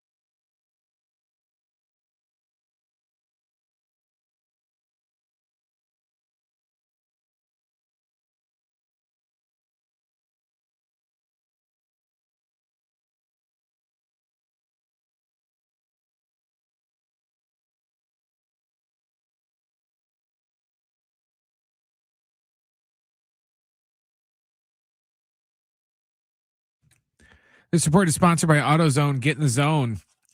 In NBA news, NBA Players Association is calling for a change to the 65-game rule. The rule states that players who don't play in at least 65 games in the regular season are ineligible for postseason awards. Hall of Famer Frank Thomas has filed a civil lawsuit against the White Sox, Nike, and Fanatics over what he alleges is unauthorized use of his likeness on uniforms. The complaint stems from the team's sale of the City Connect 2.0 jerseys last season with Thomas's name and number 35 on front and back of the jerseys. And quick NFL note, the Bengals have agreed to a 1-year deal with 41-year-old quarterback Joe Flacco. It's time to say goodnight to that check engine light with the free AutoZone Fix Finder service. It'll help troubleshoot the likely cause of your light for free so you can drive with peace of mind. Restrictions apply. Get in the zone, AutoZone.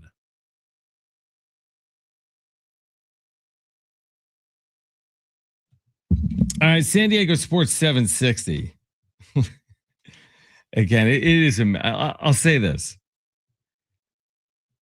Like, the transfer portal has made college football and basketball a 365 sport. Not necessarily for the better, but like if you're a Ohio State football fan, you can consume this stuff every single day. If you're a Kentucky basketball fan, you can consume this stuff every single day. I mean, like it used to just be like you had your team. You know, you had your team, that was your team. They'd come back. They were sophomores, then they were juniors. If you sat out, it was a big deal. Remember, you'd have to sit out a year. You couldn't transfer within the same league oftentimes for forever. Your coach had to approve it, basically, the idea of you leaving. So you went from that, which is one extreme, to the complete opposite, where Sammy Long can play at 6 schools in 6 years. If you've had like a knee injury, you know, they'll give you the extra year or two, and it's like you can play at 6 schools in 6 years. All right, I want to switch gears back to the NBA because, as we know, in the last CBA, they put in this rule. I guess it's a rule. It's not a game rule, but it's kind of not like an on-court rule, but games to be what is it, All-NBA? To be on an All-NBA team, you have to play a minimum of 65 games to limit load managing. Right, exactly. Because they didn't want players skirting rules like was happening in like the late 2010s into the 2020s. And it's still happening. A big deal for MVP exactly. awards. And things future like contracts, right? Because to be All-NBA, it allows you to max out certain contracts. The kind of team you get selected for, if you're a first team All-NBA, you can make more than a guy who makes third team All-NBA. Thank you. So now Cade Cunningham behind, again, the Players Association in the NBA is like, we need to tweak this rule. This guy's a first team All NBA player, but he's not going to reach 65 in all likelihood. He's played 61 games. He's got a collapsed lung. I didn't even realize that, but he could hit 65, but he might fall short somewhere in that 62, 63, 64 range. So I'm thinking to myself, like, no, like you don't get to rewrite rules that have already been written that you signed off on.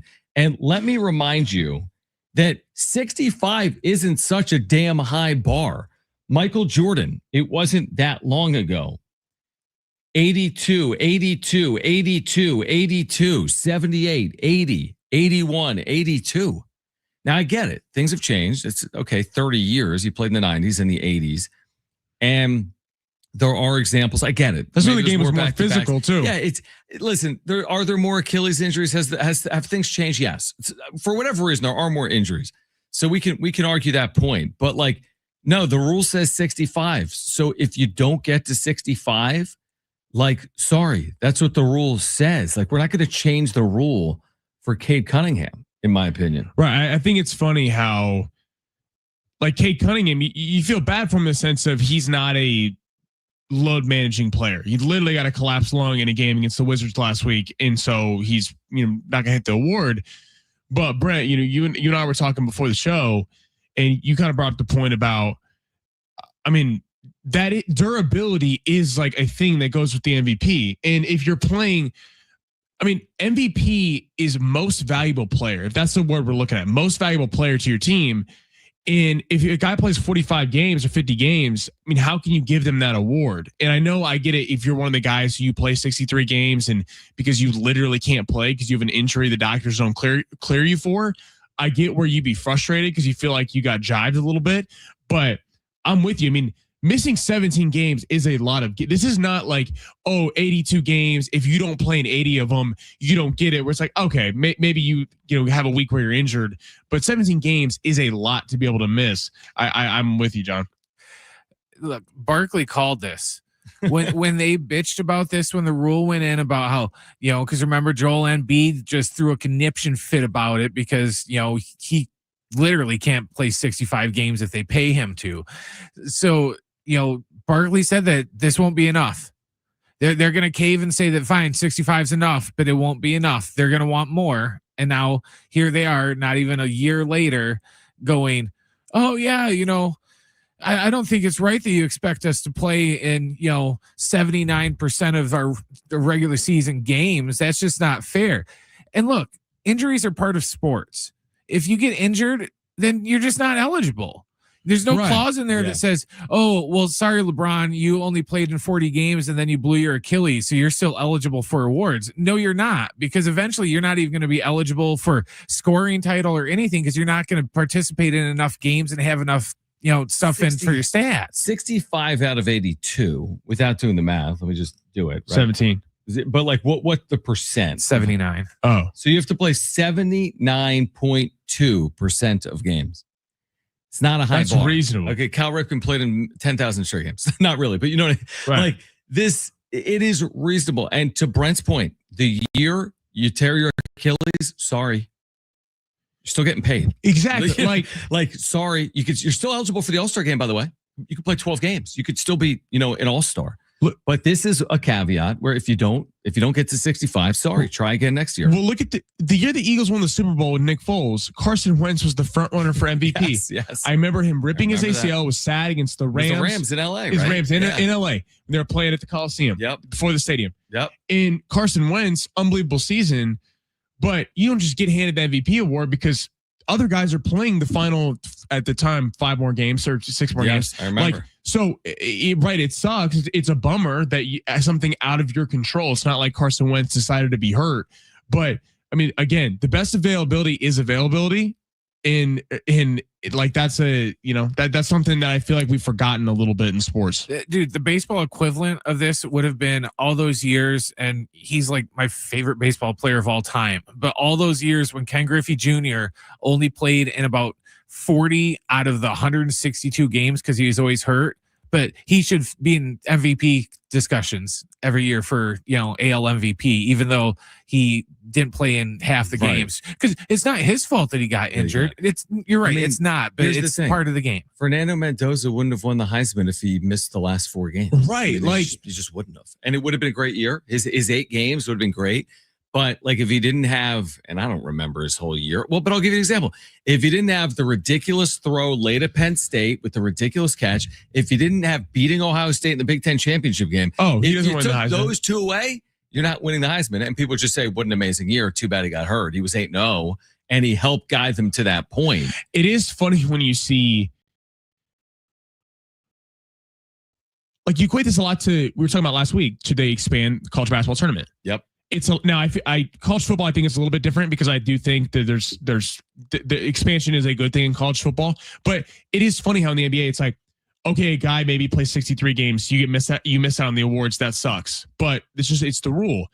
College basketball, first 4 teams out, next 4 teams out. Oh, we need to expand the tournament. There's always going to be a first 4 team out. There's always going to be a one team that missed it by one team to get in the tournament. I mean, to your point, like Brett, what you made, like, so you're going to make it 60 games? So then a guy at 59, it's such a good point. There's always the 69 team in a 68 team field. Right. You could make the college basketball tournament 98. There's going to be the 99 team. Yeah.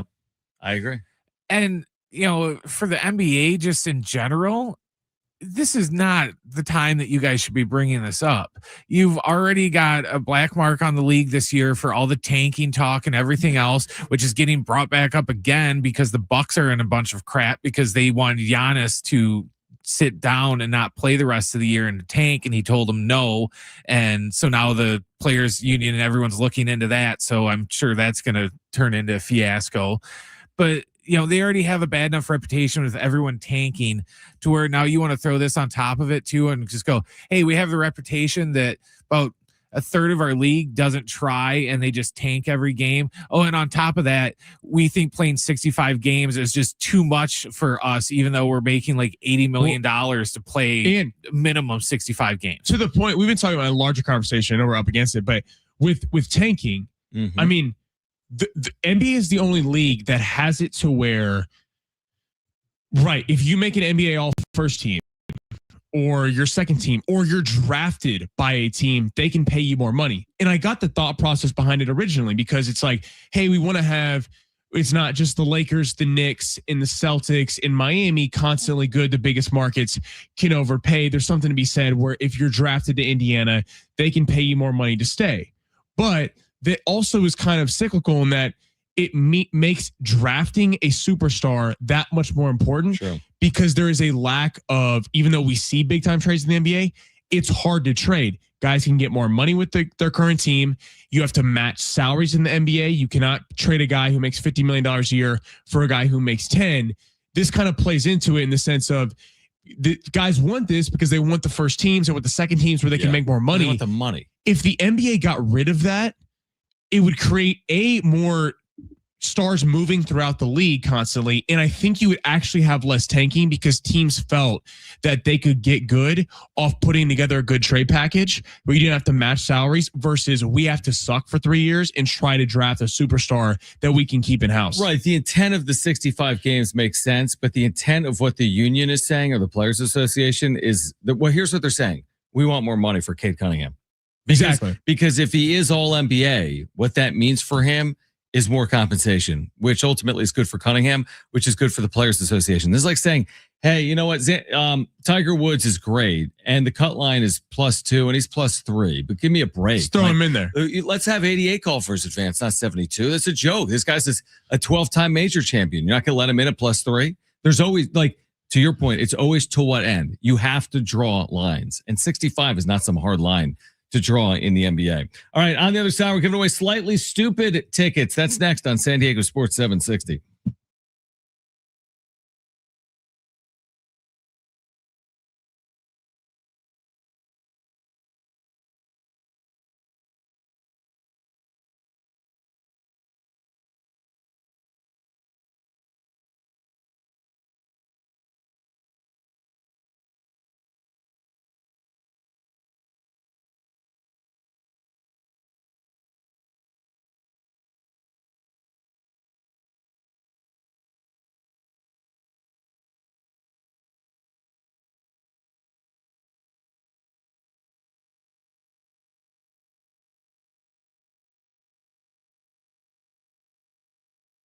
Hey guys, it is Schaefer for the all-new Jamul Casino Resort, the Players Place. We've been telling you about them for a while. You're going to love the hotel and spa at Jamul Casino Resort. You can experience elevated luxury with a refined hotel stay, rooftop relaxation, indulgent spa treatments, and all the excitement of Jamul Casino Resort seamlessly brought together in one unforgettable destination.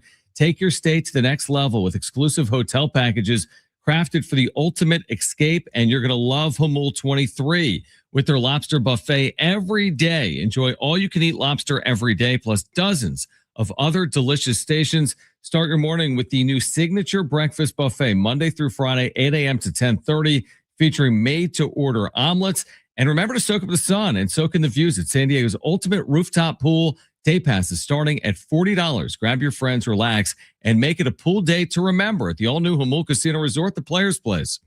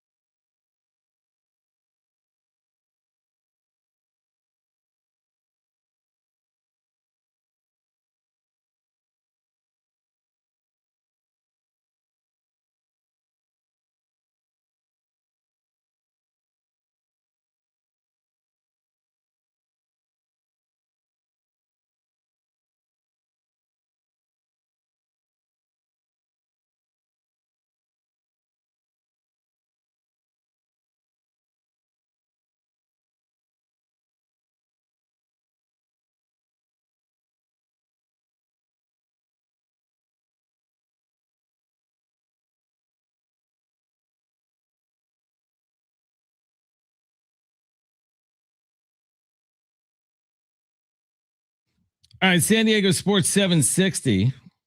John Schaefer, Sammy Long, hanging out here until 4 p.m. We'll be with you until 6. We're giving away Slightly Stupid tickets. June 13th at Petco Park. We'll tell you when to call. We'll do that at some point in the next handful of minutes.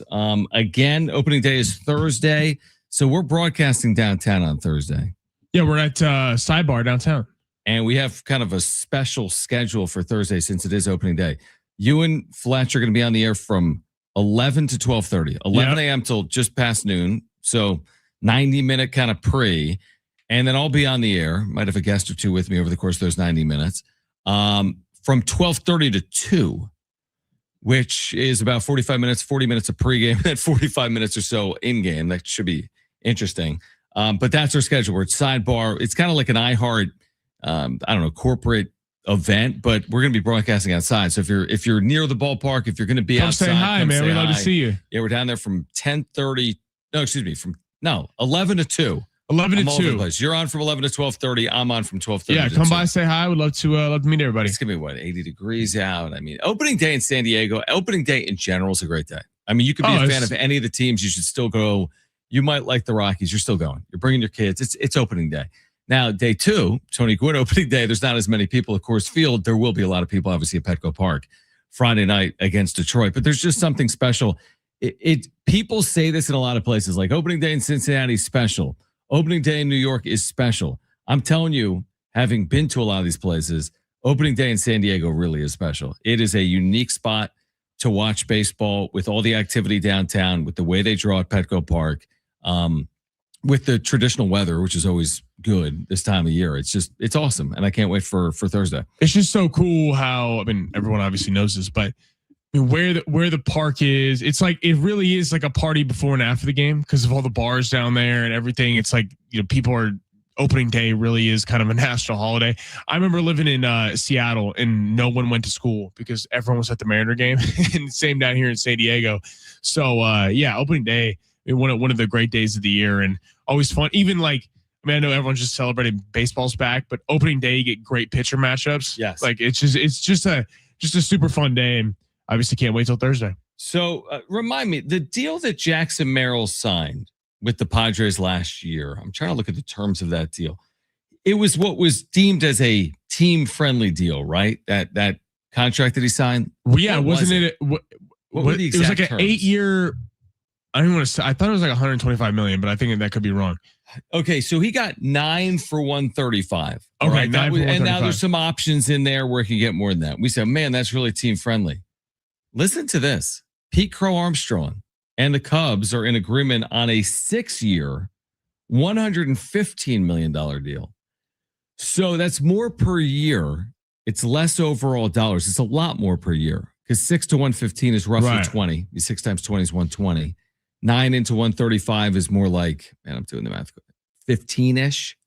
Well, remember when he signed that deal, it was Marte, Ketel Marte for the Diamondbacks, and some of these guys that are in his draft class must have been kicking themselves because Merrill could have got a lot more money. This felt like it was a John Seiler at the time going, no one's spending money. It was a very good PR day for John Seiler in terms of he got him on this deal. But if you look at the deal, there are a lot of outs. So it's kind of, the overall numbers. If Jackson Merrill plays up to Jackson Merrill standards, his agent's ripping this thing up in 2 years. I mean, that's like that. Like, there's no way that they're going to let him play on this. This felt a little bit. I remember at the time when it happened, like, hey, we're going to put this out there. We're going to sign a team-friendly deal, and this is going to be good for both of us. And then we'll take care of you down the road. Maybe, obviously, a couple years from now, it's not like you're getting out of the Machado or Bogarts contracts anytime soon. But with a new owner, maybe you could get those contracts off.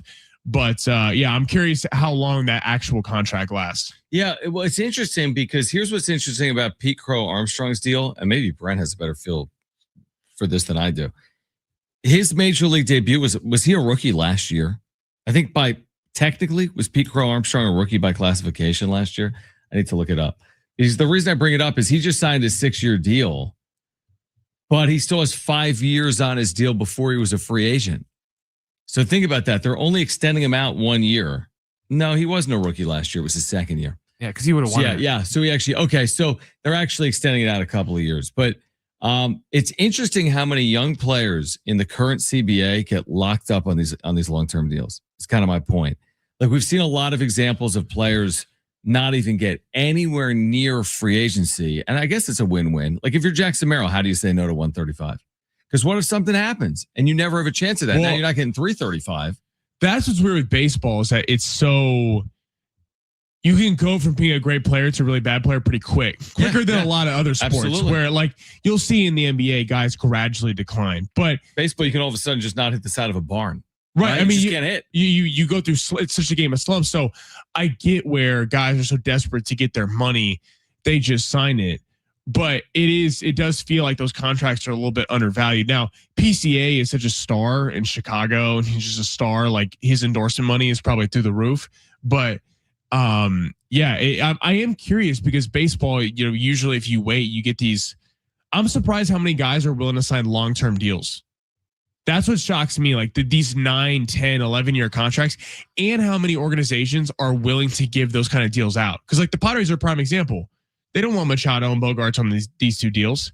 I mean, if they could, not that Machado's not a good player because he is, but if they could get out of the long term, I mean, you locked this core group in for years when you signed all these, the big three to massive deals. And I guess now the big four with Merrill. I'm surprised how many teams are willing to do that. Chicago makes more sense to me than San Diego because they have more money, but yeah, I don't know. Yeah, I mean, I like it both ways. If I'm Chicago, I get it. Like if Pete Crow Armstrong continues on this trajectory and he approaches free agency, the dollars probably increase.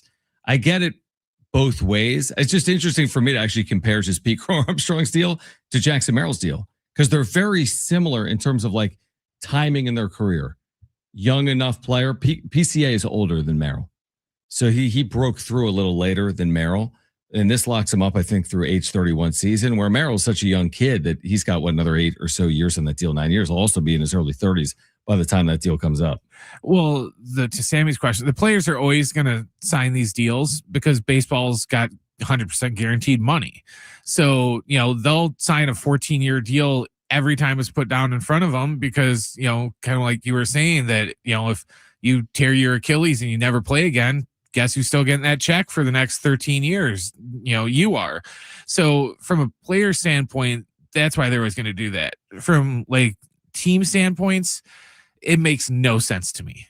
I said it when they signed Tatis to that big contract. Sure. It's just, it's one of those where you never know because yes, Tatis could end up being the next Mickey Mantle, or he could just be Fernando Tatis. You don't know. You don't know if, there's a lot of risk. You're saying, from the there's side. Lots of risk reward on it. And if it doesn't pan out, then you're stuck with these guys for, in some cases over 10 years with contracts that you can't move because of the guaranteed money and everything else. So yeah, it's kind of there's a catch-22 with it.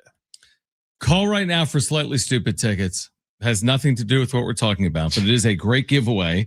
And this show, you get 2 free tickets to see Slightly Stupid June 13th summer concert at Petco Park. Nothing better than that. Tickets and info at Ticketmaster.com. Caller 7, you are going, but you need to call right now. 877-767-4760. Call right now. We've got 2 free tickets to see Slightly Stupid June 13th at Petco. Call 877-767-4760 and do it right now. Sammy, appreciate you, my friend. We will see you tomorrow. Later, guys. See you tomorrow. The rest of your Thank day. you for having me. All right. We're here until 6 p.m. Stay with us on San Diego Sports 760.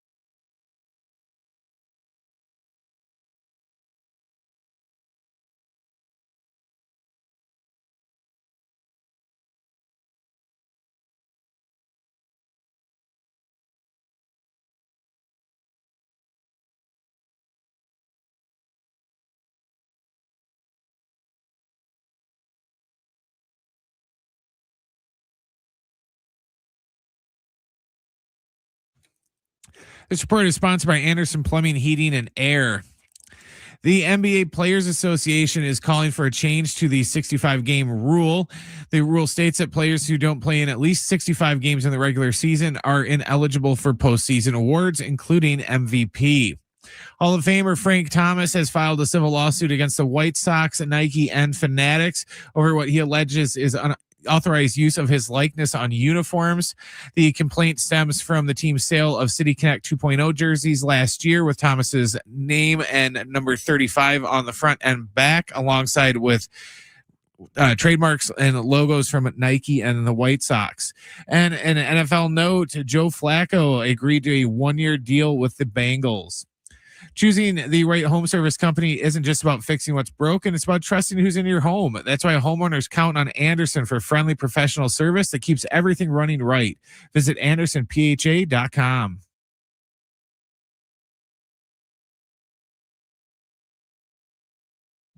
All right, hour 3, San Diego Sports 760. John Schaefer, Brent Sperry hanging out. Just gave away those slightly stupid tickets. It's been a popular giveaway this week. We'll have more of those to give away throughout the course of the next couple of days. So with you until 6 p.m. And typically this time of day we do this. So let's get right to it.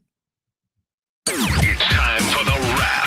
Presented by Sombrero Mexican Food. Check out their website at sombreromex.com. Are you excited for Tiger Woods' return to, I'm going to do this in air quotes, competitive golf tonight on the TGL Tour? I don't like made-for-TV forced events. Like, listen, if you like watching the TGL, I'm fine with that. But to then pretend like by Tiger Woods appearing in it, I need to come watch it even though I don't like the TGL, that's my problem with it. If you like the TGL, watch the TGL. If you like Tiger Woods, you can watch Tiger Woods. But by pretending like it's something that it's more than it really is, that's where I think it's a little bit of a blurred line. ESPN's a business. I get it. They're trying to bring viewership to the television. That is understandable. But what could possibly happen tonight with Tiger Woods playing the TGL? He plays well. What does that even mean? He plays well in the golf simulator. He has a couple of funny lines. That's good. That's fine entertainment. But no, it's not something that gets me excited. To Sammy's earlier point, if he were to return to the Masters and perform well, that of course is a big sports story. But returning to the TGL and playing well, to me, it's not even a sports story. Look, it's not like he's going to put his PGL championship on his career resume like he won the Masters or the British Open or something like that. So yeah, no, it's ridiculous. We're trying to think of like what the equivalent of, it's not even Michael Jordan to the Wizards, because at least he was still playing in the NBA. Yeah, it was the NBA. Yeah, it would have been like Michael Jordan playing for like the G League or something like that, to where it's just like, yeah, I guess it's technically still professional basketball, but it's See, I don't even think it's that though, Brent, because listen, the G League, they are professional players. They're just below the NBA, but they're playing by similar rules. It's 5-on-5 basketball. It's competitive. You get called up. Same thing with like AAA baseball. You're part of the professional baseball structure. You're playing baseball. You still need to hit a 95-mile-per-hour pitch. To me, it's more like Michael Jordan playing in like the Big Three, or Patrick Mahomes playing in a flagged football league than it would be, playing in a, I don't know, a minor league of a professional sport. But they have actual other like pros, because I'm looking here. Dustin Johnson, Justin Rose, Brooks Koepka, Phil Mickelson, and Ricky Fowler all like have participated, I guess. Right. Oh, there's a lot of big names. Huge. Because I think they have ownership stakes and everything. But anyway, am I excited was the question. Is Brent excited? We're not overly thrilled. Do I think more people will watch than if he wasn't appearing? Yes, I do. Because ESPN's also a marketing machine, and they've made us aware the last couple of hours that he's on tonight in the TGL. It also makes it different that, in the terms of like the sports world tonight at, about the time that starts, jack squat going on. Got NIT is basically what's on tonight. All right, next question. Hey, speak of the devil, do you watch the NIT? It's so funny. The NIT at one point, and you don't have to go back like the whole Steve Hartman, in 1943, it was considered actually the NCAA tournament. As recently as 10, 12 years ago, it had a level of, I don't even know, certainly a level of credibility, because the Final Four of the NIT was at MSG for probably 50 plus years. And that was a really well-attended event. San Diego State had played in the NIT Final Four. There have been some really good moments in the NIT traditionally. There's no doubt about that. The issue now, guys, is the Final Four. I don't even know where it is. I actually do, I think. Hinkle Fieldhouse in Indianapolis. Am I right? I think. But also, it used to be where of the 32 teams in, you'd probably have 15 to 20 Power League teams. It is Hinkle Fieldhouse. It's a great building. I've called a game there before. Great building. But it ain't MSG. It's not New York City. But here's the thing. Back in the day, 20 Power League teams, right? You had big teams in this. Guess how many this year of the 32 are out of a Power League or the Big East? 4 of the 32. So to me, it's lost its luster. I mean, it's not to take anything away from the competition. Would I watch it? I mean, we're watching it right now because it's just on maybe ESPN or ESPN2. I have no issue watching it. There should be some good games. There's a game tonight, I think, between New Mexico and St. Joe's. My buddy calls St. Joe's games. He was asking me about New Mexico. It's compelling. It's at the Pit. There'll probably be a huge crowd because it's New Mexico basketball. So, yeah, I don't have an issue watching it. I just think it's lost its luster for me compared to what it was even just 10 or 12 years ago. That's how I see it. Next question. Why is Steve Fisher not in the Naismith Hall of Fame? All right, so this all came to me earlier today. This is one of those things that pops up in my brain every like 3 to 6 months. But today's Coach Fisher's 81st birthday. So happy birthday to Steve Fisher, who is an iconic figure in the history of San Diego basketball.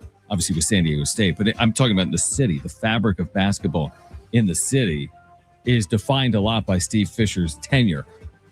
In 13 of the prior 14 years before he got here, San Diego State had a losing record. Think about that. In 13 of the prior 14 years before he got here, San Diego State had a losing record. They hadn't been to the NCAA tournament for a decade and a half. They'd never won an NCAA tournament game. And now fast forward a quarter century and look at what it has become. I don't know why he's not in the Hall of Fame. I mean, I think a lot of it stems back to obviously Michigan, where you still have vacated games for whatever reason, and something that has nothing to do at all and never did even at the time, had nothing to do with Steve Fisher, was like booster related. And now look at it's laughable that you could have games vacated or wins vacated based on anything related to the payment of players. That's truly jaw on the floor laughable. And he's been fully vindicated 100 times over related to anything Fab Five related. So throw that to the side because how can you not? And he's got 500 something wins. He's the 2-time National Coach of the Year. He's won a zillion games at San Diego State and Michigan. He's coached in 3 national championship games, won a championship in '89 with Michigan. It's like, this is clear as day to me, and it just makes no sense. The Fab Five stuff shouldn't matter because Chris Webber, who all the scandal revolved around because he is the one that was dealing with the boosters out of the Fab Five, he got inducted into the Naismith Hall of Fame in 2021. So the person who actually took the money from the boosters is in the Hall of Fame, but the coach who probably didn't know anything about it, he's being kept out.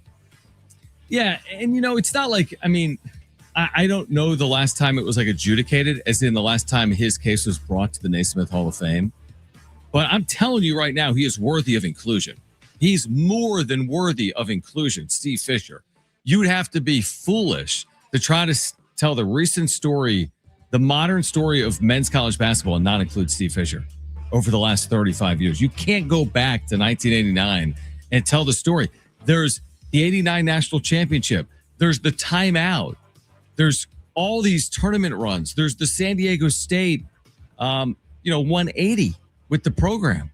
So you just be foolish to not include Steve Fisher in the modern story of men's college basketball. And for me, it's a no-brainer, 100% slam dunk case for Steve Fisher, who today is celebrating his 81st birthday. So happy birthday, Coach Fisher, from everyone that roots for San Diego State on the Mesa. Next question. Who's going to finish second in the NL West? So this is the true question because almost... I'm joking. Yeah, exactly. That'd be amazing. Almost every analytical metric or projection site has the Dodgers running away with the division. Now, that doesn't always mean it's right. They don't always do that, but they have often won this division. We can all agree on that. What is it? 10 of 11, 12 of 13. It's some ridiculous number. The one year they didn't win it, the Giants won 107 games. the year they didn't win it. So they've won it at this ridiculous clip. So you got to put that to the side, at least for the time being. We'll change our opinion if there's a reason to. And then you're down to the Padres, Giants, and Diamondbacks. And I do think there's a compelling case to be made for the Padres. 12th and 13 seasons. 12 and 13 seasons. Ridiculous. So I'll make an easy, compelling case for the Padres. 90 back-to-back 90-win seasons. Bringing back Michael King. And I think an improved lineup with having Ramon Laureano and Freddie Fermin in it all year, plus the additions of, again, maybe Gavin Sheets is more of a regular than he was to start last year. I think that there's more depth, I think, off their bench. There's question marks. There are question marks. Make no mistake. We've talked about them for the better part of the last 6 months. But I can make a compelling case for the Padres to finish in second. I think it will be close. I don't think they're running away with second place. Do I think there's more than 2 NOS teams in the playoffs? No, not necessarily. I guess it's possible you could have 3. That would leave 1 wild card for the NL East and Central. That's possible. I don't know if it's likely or not. I do believe multiple teams in the NLS will be in the postseason, and I do believe the Padres will find their way in. I think I said last night on a wrap-up show, I think they're the last wildcard team. I think they win 87, 88 games. I think it's reasonable. Now, again, that leaves open the wide range of possibilities. Let's say the floor there is 5 or 6 losses more than that. Maybe you're only winning 80, 81, 82 games. Maybe the ceiling, give them 5 or 6 more wins. Maybe you're replicating what you did 2 years ago and winning 92 or 93 games. That's how I see it. Like I'd be very surprised if this team finished below 500. So I'm putting them right now at, 82 plus. And then I'd also be very surprised if they rattled off like 95 or more wins. So now, again, there's a lot that can happen there between 82 and let's say 94, because on one side of that spectrum, you're probably out of the postseason. On the other side, maybe you're competing for a division. Maybe you're the first wild card if you're winning 93 or 94 games. So I think second place is realistic. I personally believe the Giants take the step forward this year, and that's the team the Padres are vying with for second place as opposed to the Diamondbacks. I'm not going to die on that sword, but that's just how I feel in general about the state of the division. And then, of course, the Rockies, you just got to beat up on the Rockies. That's what you need to do to put yourself in a position to maybe finish in second place. But my guess, Brent, is that we're not having a lot of division talk over the final 60 games of the year. That's my guess, but I've said that before, and the Padres have hung around long enough before as well. The NL West has been interesting the last few years, outside of the first place conversation and the last place with Rockies, because they've kind of just swapped spots. Because, the one year the Padres were the second place team and the team that, went to the playoffs and won a series. And then after that, then was the Giants went after that. And then Arizona went. And it's just kind of, in a way, it's almost like the NFC East in football, to where, this year was like the first year where like a team has won the division in back-to-back years when the Eagles did it. Because, one year the Cowboys will win it, then the Eagles will win it. Then, I almost called them their other name. Then Washington will come out of the woodwork, one year, and they'll win the division. So other than first and last, it's kind of a crapshoot on the 2, 3, and 4 teams. Yeah, no, I completely agree.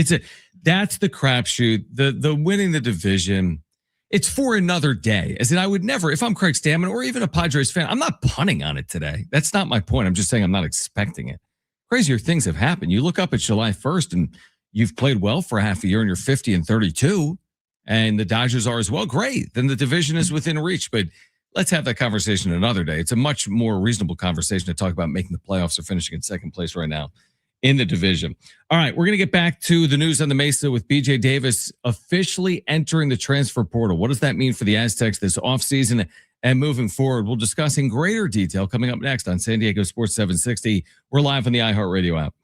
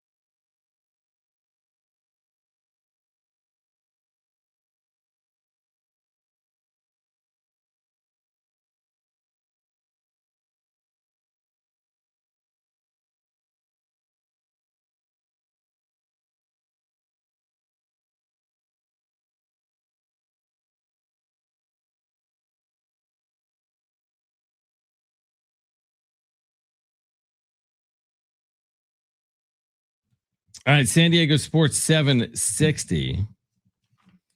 Let's see here. Thursday, it's our 2026 iHeartRadio Music Awards, and they're coming back live on Fox. Watch as we honor the biggest stars from all genres of music that you love listening to all year long in the iHeart app. It's hosted by Ludacris, featuring Innovator Award recipient Miley Cyrus and Breakout Award recipient Alex Warren, with performances by Lainey Wilson and Vogue, TLC, and more. Think you're the biggest fan of one of the nominees? We want to see it. Record a video telling the world why you love your favorite nominee and tag iHeartRadio on TikTok. We'll choose the best video and play it during the show. Watch live, Fox, Thursday at 5. Listen on the free iHeartRadio app. All right, this is now officially official. It was John Rothstein that initially reported that Aztec junior standout guard BJ Davis would be entering the transfer portal. And BJ Davis has posted on social media that he is in the portal. So that is official.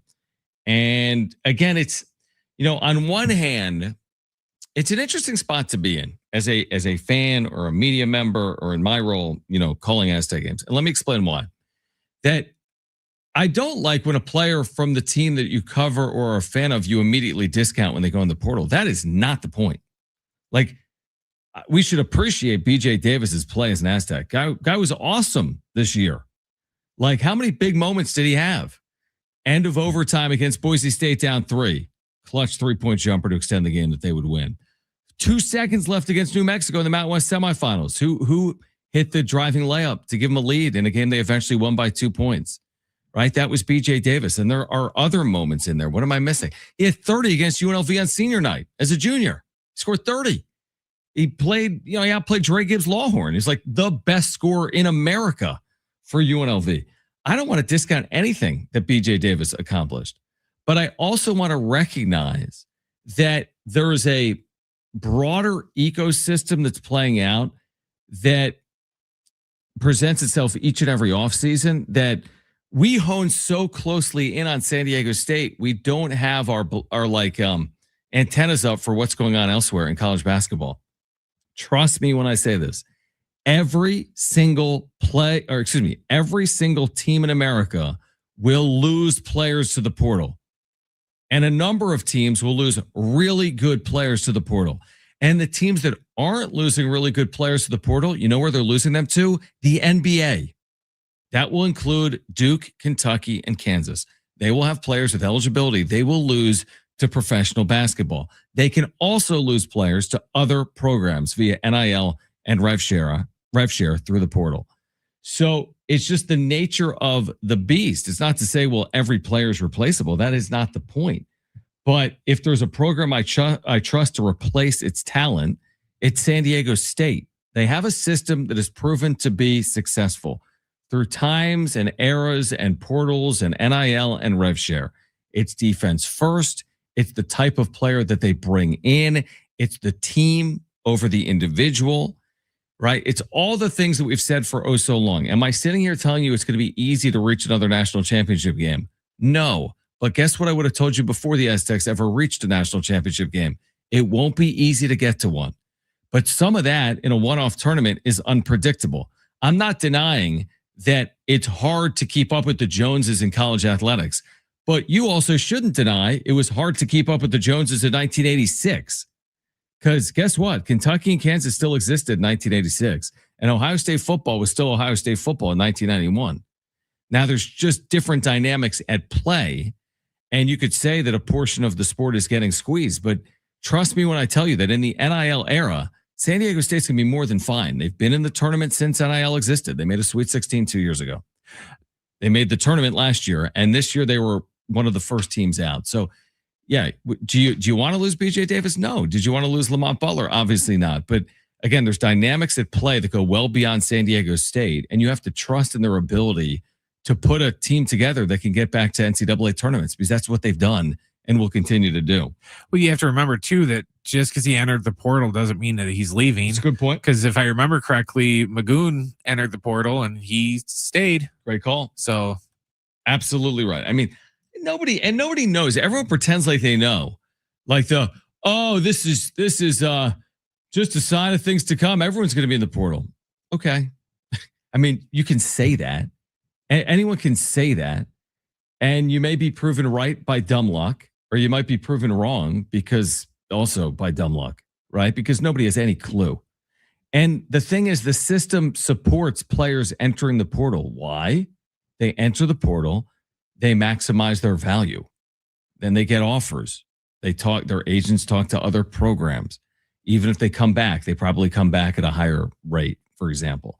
So it's just what it is. And I get it. I get the fandom woe is me when it comes to the portal. But I would just say, like, what's the saying? Like, don't show me the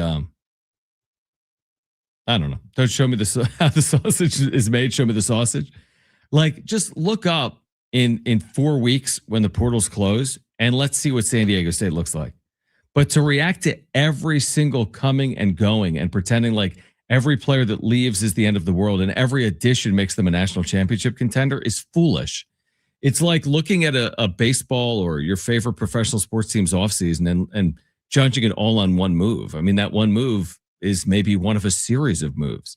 I can't say that just because the Padres re-signed Michael King, they had the best offseason in baseball history. Now, if they signed King and went out and spent money, then that's part of a really good offseason. Or if their only move is Michael King, then maybe it's not a great offseason. So you have to look at it through a wider lens or wider aperture than just every individual move. And every single time someone enters the transfer portal, the sky is not falling.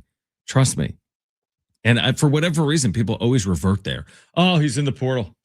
Yeah, like, okay. Like, so, I mean, imagine what you'd be saying if you, again, I mean, there's going to be players at Kentucky in the portal. Google it. There's going to be players at Duke in the portal. Look it up. And there's going to be players at San Diego State in the portal as well. All right, we're going to get back to the expectations for the Padres with opening day less than 48 hours away. We're getting you ready for it. Again, Nick Pavetta, Tariq Skubal, Thursday afternoon downtown at Petco Park. That's next on San Diego Sports 760 and live on the iHeartRadio app.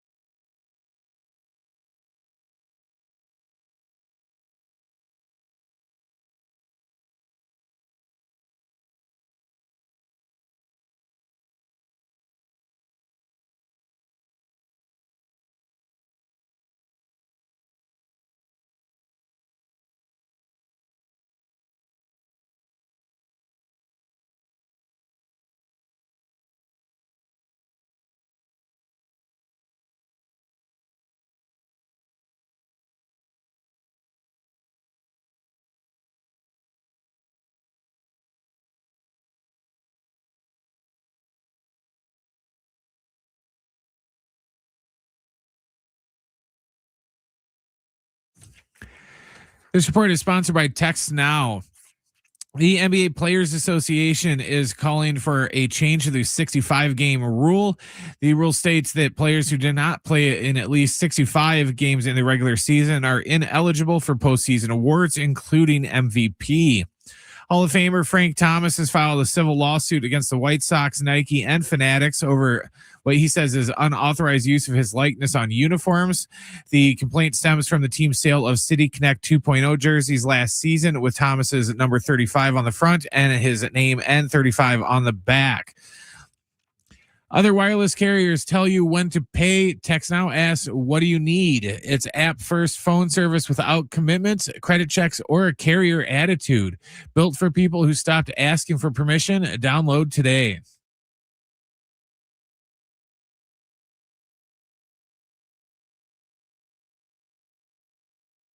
All right, San Diego Sports 760. John Schaefer, Brent Sperry.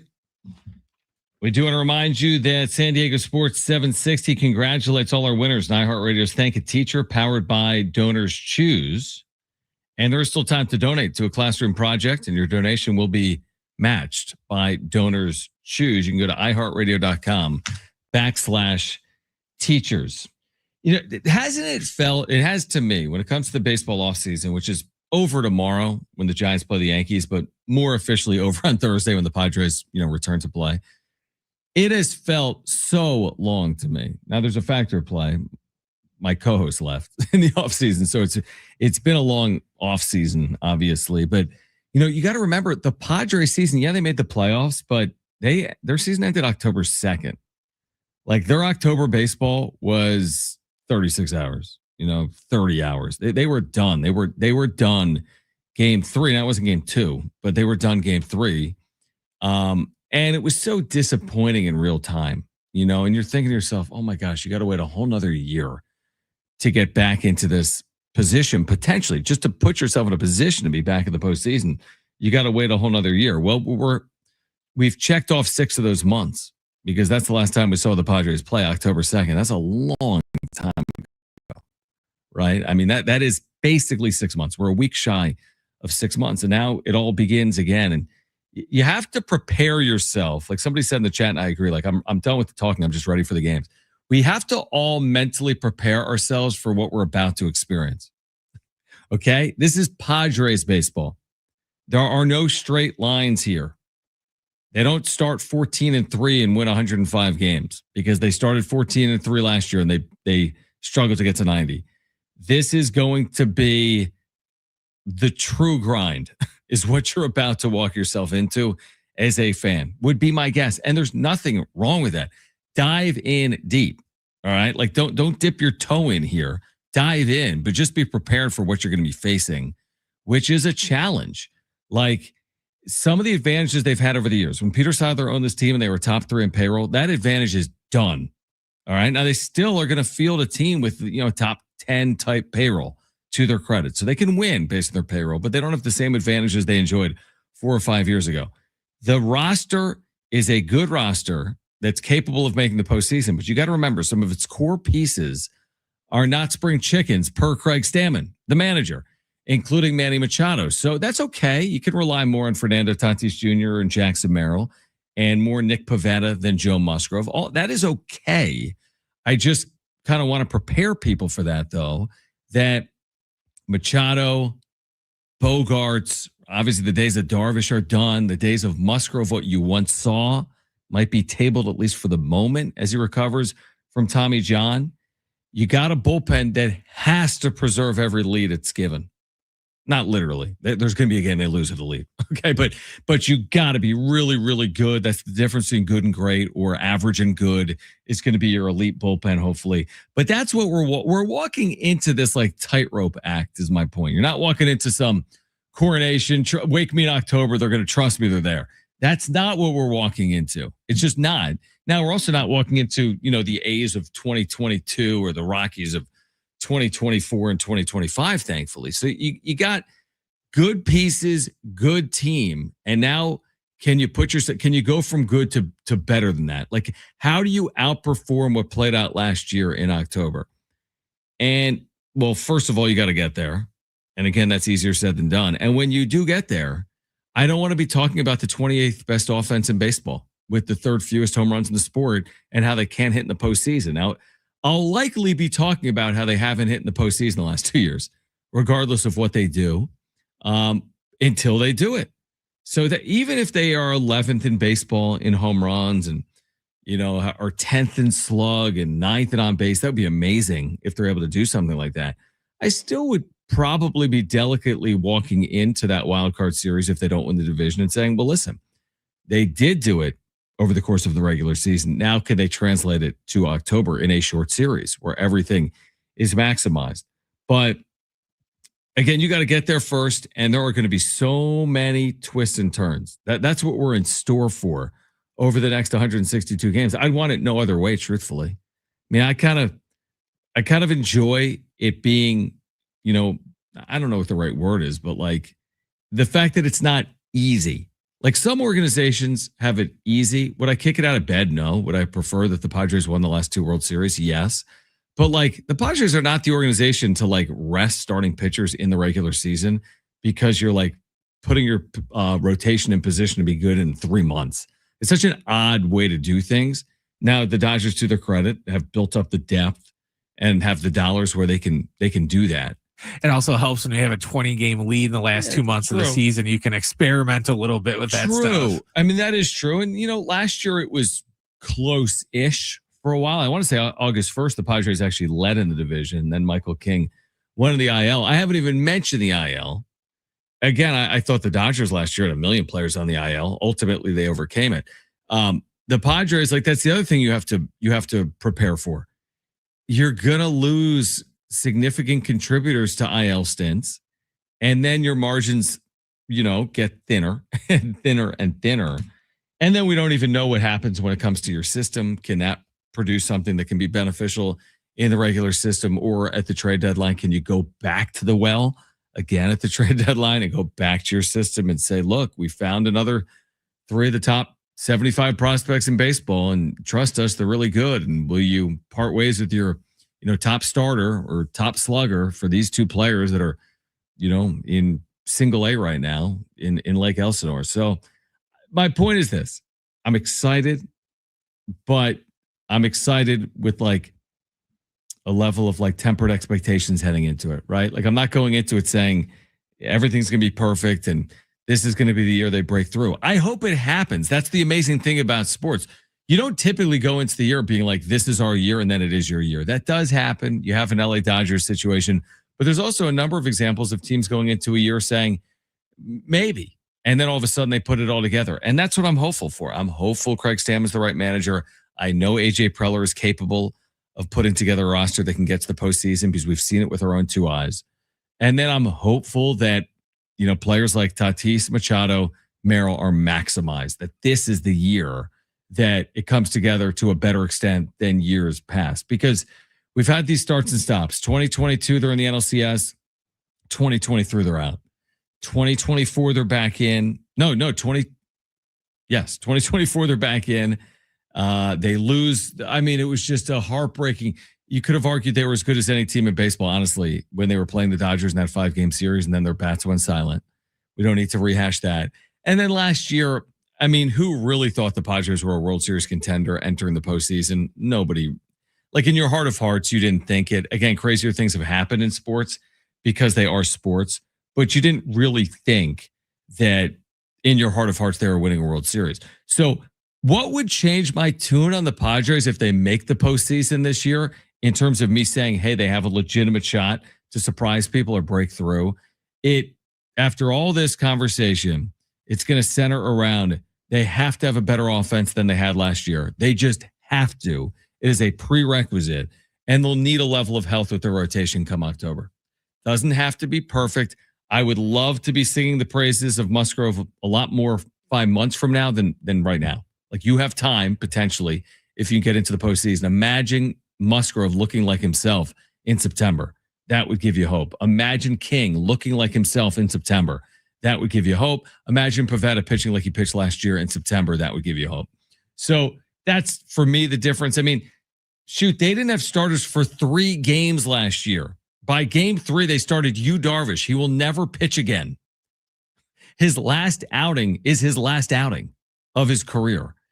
And then Michael King appeared for like an inning. I mean, it was bizarre. Reminds you a little bit of that Cardinals series during the pandemic where they started Craig Stammen, I think, of all people, in that game 3 against the Cardinals, a series in which they won before they were swept because they had no starting pitching against the Dodgers when that series was played in Arlington in 2020. So it's twofold.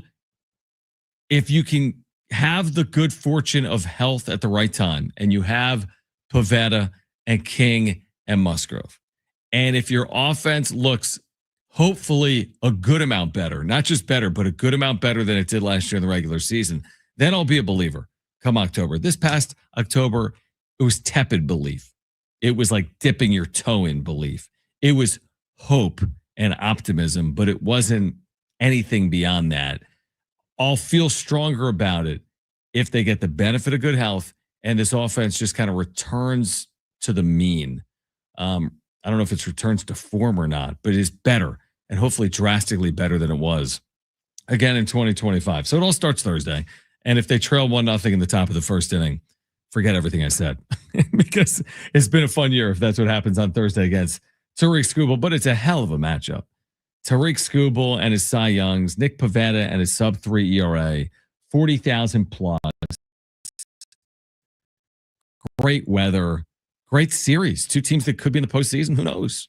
When they could meet again, Detroit and San Diego. So a good way to start is a year back in the day. Be like, interleague. What does this even mean? This is a good series. We've had so much interleague play over the years. This is a good series to open a season with. And we always joke about how Paul Skeens is ducking the Padres because he never pitches whenever they play the Pirates. We're gonna get Skubal right away. It's not going to be one of those deals where we got Detroit is Skubal. Nope, but we're not going to see their best pitcher. So we're going to get to see one of the best pitchers in all of baseball right off the bat. And there's it's not going to be a Paul Skeens situation where he's just conveniently always not his turn in the rotation whenever we play them. So I think that's kind of interesting because we always talked about how one of the great things about the World Baseball Classic is the Ohtani versus Judge matchups and all these possible matchups.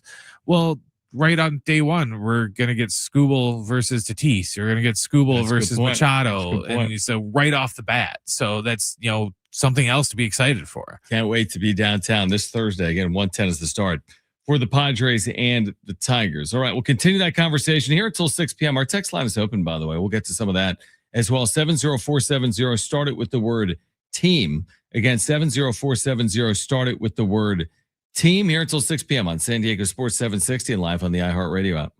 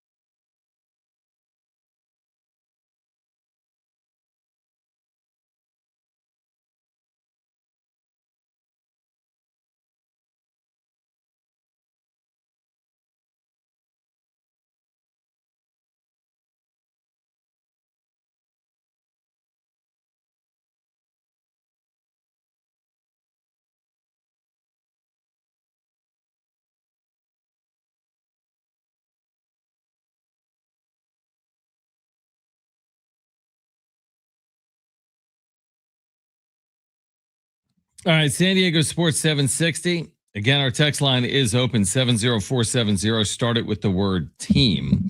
Again, 70470. Start it with the word team. There's some interesting comments in here related to both the Padres and the Aztecs. And we can get to those over the course of, let's say, the 5 o'clock hour. So we'll get your text 70470. Start it with the word team. There's an NFL story that will never go away. Ever. And Brent knows where I'm going.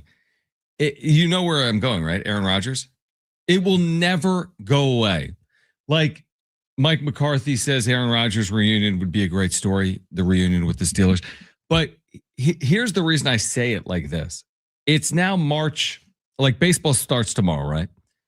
The Steelers stopped playing when, right? They miraculously made the playoffs because of a missed field goal, right? That's how I remember it. Right, Baltimore missed like a 48-yarder. Baltimore should have been in. The Steelers ended up getting in. They lost in the opening round, wild card round. Great. They made the playoffs with Aaron Rodgers. Great story. But their season ended in January, right? Like January 12th, let's say. It's like 2.5 months ago. Make up your mind. And what organization allows Aaron Rodgers to hold that organization hostage? Right? I mean, he's not 29. Like Aaron Rodgers is in his 40s. Last won a playoff game when? And you're going to you have to play the cat and mouse game. You got to recruit him. That's what you need to do. And that's really to the best interest of the Pittsburgh Steelers, that proud franchise, is to acquiesce to Aaron Rodgers' demand, put your tail between your legs and hope he comes back to you and sing his praises. Like, just move on. That's what happens when you get stuck hiring Mike McCarthy, because, Hartman always used to bring it up all the time that McCarthy, or he's a fraud, because all of his success was tied to Aaron Rodgers. And we saw what kind of a coach he was when he didn't have Aaron Rodgers. And for me, this isn't even so much about Rodgers. It's McCarthy is just reeking of desperation, almost like he's saying, look, this is going to be probably my last shot at coaching. If I blow this one, only an idiot would hire me again to, coach their team, but I can't win without you. I haven't been able to. I couldn't win in Dallas without you. I couldn't win in Green Bay without you. I can't win unless you're there. Right.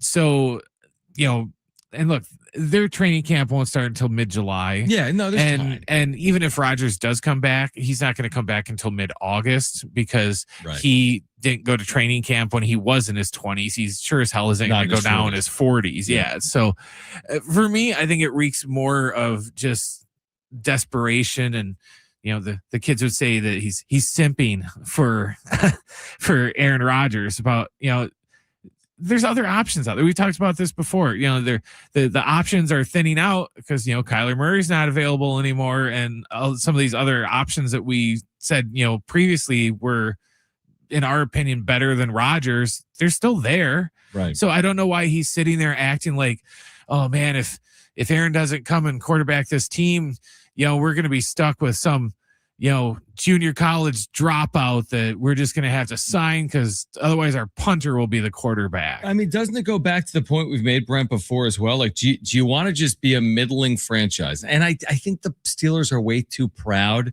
to throw in the towel, so to speak, no pun intended, with Pittsburgh. But like, I think they're too proud to just be like sink or swim with some rando and go out there and win 4 or 5 games, because that's not who they are. They have never ever operated that way, ever. They've had very few head coaches in the history of the franchise. All they've done is win historically. So I think almost like their pride might be getting in their way. The last time Aaron Rodgers won a playoff game was in 2021. And the last time he played in any championship game was in 2017 in the NFC title game. 9 full seasons ago. And again, he hasn't won a playoff game in 5 full years.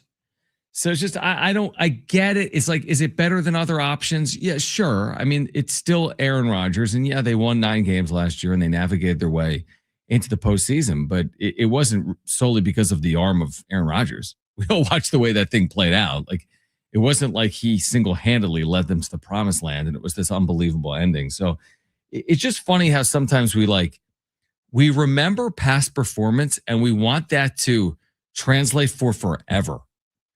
Like, you won a Super Bowl when?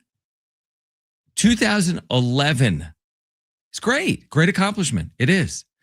But you're going to be remembered as maybe one of the best quarterbacks in the history of the NFL. You won one Super Bowl in 2011. Now he's got his 4 MVPs. He's been a great player, but like, just because you won an MVP in, like, I'm making it up, 2022, just because you won a Super Bowl in 2011, like, things change. And I just feels to me like Pittsburgh, and they're the type of organization to do this. They're operating like it's still Aaron Rodgers. And I think people that have been watching are like, this isn't the same player. No, and at this point of his career and his, advanced age now, I don't think that if you put Rodgers on the Steelers team or if you put Jimmy G on the Steelers team, I think, there's going to be a difference of maybe a game or two. It's not like, they're going to win 15 games if Rodgers is there, but if they bring in Garoppolo or, Kirk Cousins or somebody, we're going to barely win 6 games. I think it's going to be, give or take, 2 games. I think it's going to be within that window of Rodgers or Garoppolo. So that's why I just don't get why they're just sitting there like begging for him to come back when, one, there's options that will be cheaper than Rodgers, Definitely. especially at what his age is. He's going to want way more money. 2, options will be a less of a pain in the ass than Rodgers is, because just between off the field stuff, he's always getting in his ayahuasca cave trips and all that crap and everything else. So you won't have to deal with that. And, Jimmy G or Kirk Cousins will probably actually show up to training camp. They're not going to go, what day's our first game? Oh, it's Monday Night Football, August 28th. All right, well, I'll be there on the 26th. Later. I mean, honestly, dude, the point you're making on Mike McCarthy too, it's like, again, the Steelers have had these long tenured head coaches. Mike McCarthy's going to be there for how long? Like, not long. 2 years. Seriously, like who outlasts the other if Aaron Rodgers does return? Now, Mike McCarthy is not long for this position. Like, I'm sorry, he's just not. It's not going to work out well. Again, the Steelers are not the organization to be making quick decisions. That's not who they've been. But I don't know. I don't have a good feel for this at all. Look, McCarthy, when he got to Dallas, Zeke was still Zeke. Sure. Dak was still Dak. Some good offenses. CD, and he couldn't win. Yeah. So it's not like it's, Dallas now to where they're kind of like half a joke because, they got Dak, but, Zeke wasn't any good anymore. He dropped off, but, he went there when they had the players that he could win and he couldn't win. So, yeah, I don't know why they're just going to sit around and wait. And it's going to be just like with the head coaching situation was like in Dallas and a little bit with Pittsburgh. Are you just going to wait so long that eventually he's going to be the only option? Because Garoppolo and Cousins and, they won't do this again, but, Russell Wilson's still out there. Those guys aren't going to just sit around and wait until August. They're going to take, whoever calls them up and offers them a job. So you wait too long, you might be stuck with Rodgers just by default. Yeah, I'm curious to see where it ends because, again, I think that the right strategy is probably tank and get a pick and get a quarterback. They're not going to do it. So what is that going to mean for them? Not in 2026, but really in 2027 when, once again, you have a question as who's going to be your quarterback. Well, and I think if they just decided that, we're going to tank, their fan base would just riot, especially after all the trades they made to pick up DK Metcalf and all these moves that kind of symboled or showed that, we're in a win now mode to where we're going to, put all of our chips on the table and we're going to try and win now within like the next 2 to 3 years. And if we don't do it, then we're going to blow this whole thing up. So I'm kind of wondering, I don't think they would even tank. And 2 years ago, Arch Manning, yeah, he's worth tanking for. But now after we actually have seen him It's like, is it playing, really worth it's the shine has come off of Arch quite a bit, I think. And don't get me wrong, he could come out, next year and just blow away the subpar year that he had last year and make everyone, including me, eat No my doubt. words. But as of what we saw last year, he's not the can't miss. Oh yeah, he's totally worth going 0-17 for if we can get this guy. He's not Peyton Manning. He's not Andrew Luck. So it's going to be kind of interesting to see what happens. Oh, it's going to be fascinating. I completely agree with that. All right, final hour on the other side. We'll get back into our Padres season preview, also to the text line, which is open, 70470. Start it with the word team. What are your expectations for the Padres this year? You can call us. Phone lines are open. 877-767-4760. Would love to hear from Padres fans in the 5 o'clock hour. 877-767-4760. Plus, reacting to the news that Aztec star guard BJ Davis has officially entered the transfer portal. That and more coming up in the 5 o'clock hour on San Diego Sports 760 and live on the iHeartRadio app.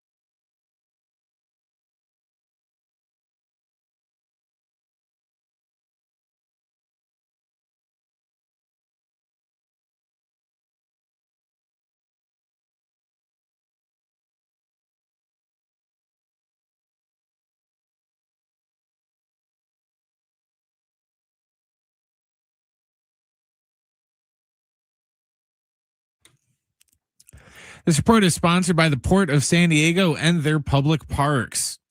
The NBA Players Association is calling for a change to the 65-game rule. The rule states that players who do not play in at least 65 games of the regular season are ineligible for postseason awards, including MVP. Hall of Famer Frank Thomas has filed a civil lawsuit against the White Sox, Nike, and Fanatics.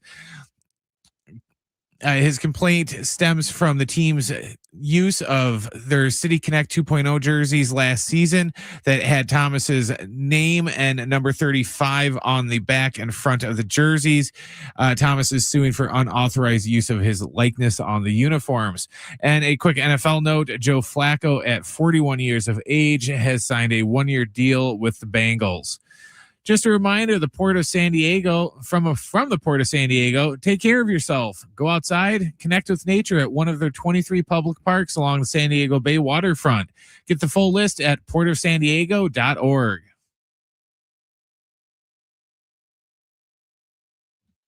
All right, final hour, San Diego Sports 760, less than 48 hours out. Padres opening day downtown. Petco Park against the Detroit Tigers. And that pitching matchup is a good one. Very good one. Nick Pivetta, Tariq Skubal coming up Thursday afternoon. We'll have a special lineup for you on Thursday. We're broadcasting downtown from Sidebar. A bit of an abbreviated show. You'll have Ben Fletcher, Sammy Long from 11 to 12:30, 11 a.m. through 12:30. And then I'll be on the air. I'll have a guest or two as well from 12:30 until 2 p.m. And that'll be on Thursday. Now, game time's what, 1:10? So first pitch right around 1:10, 1:11, somewhere in there. But we'll be on the air again, getting you ready for it. And then through the first inning or two, as we just take in the sights and the scenes and the ambiance and everything that opening day offers, obviously, in downtown San Diego. This text rolled in earlier on the text line from the 619. I'm talking about Jackson Merrill. We mentioned earlier that Pete Crow Armstrong, the terrific center fielder for the Chicago Cubs, who's had a kind of similar trajectory to Merrill in terms of his rise in Major League Baseball, he signed an extension today, 6 years, 115, which is more money per year than Jackson Merrill got last year when he got his extension, although less overall dollars, because Merrill is guaranteed, I think, somewhere in the neighborhood of $135 million. 619 brings up this point. He says, don't forget, Merrill took a Padres discount, and the Players Association wasn't happy about it. That is what we heard back in 2025. That has a chance to be, for all the deals that have kind of gone wrong, like deals gone wrong. I don't know. When you think about like Bogarts, Darvish, I mean, the Tatis deal, jury's out. Tatis is a brilliant player, but it's not a small deal. I mean, it's one of the biggest deals in the history of baseball, truthfully. Well, it was certainly at the time. The Merrill thing has a chance to truly look like a bargain.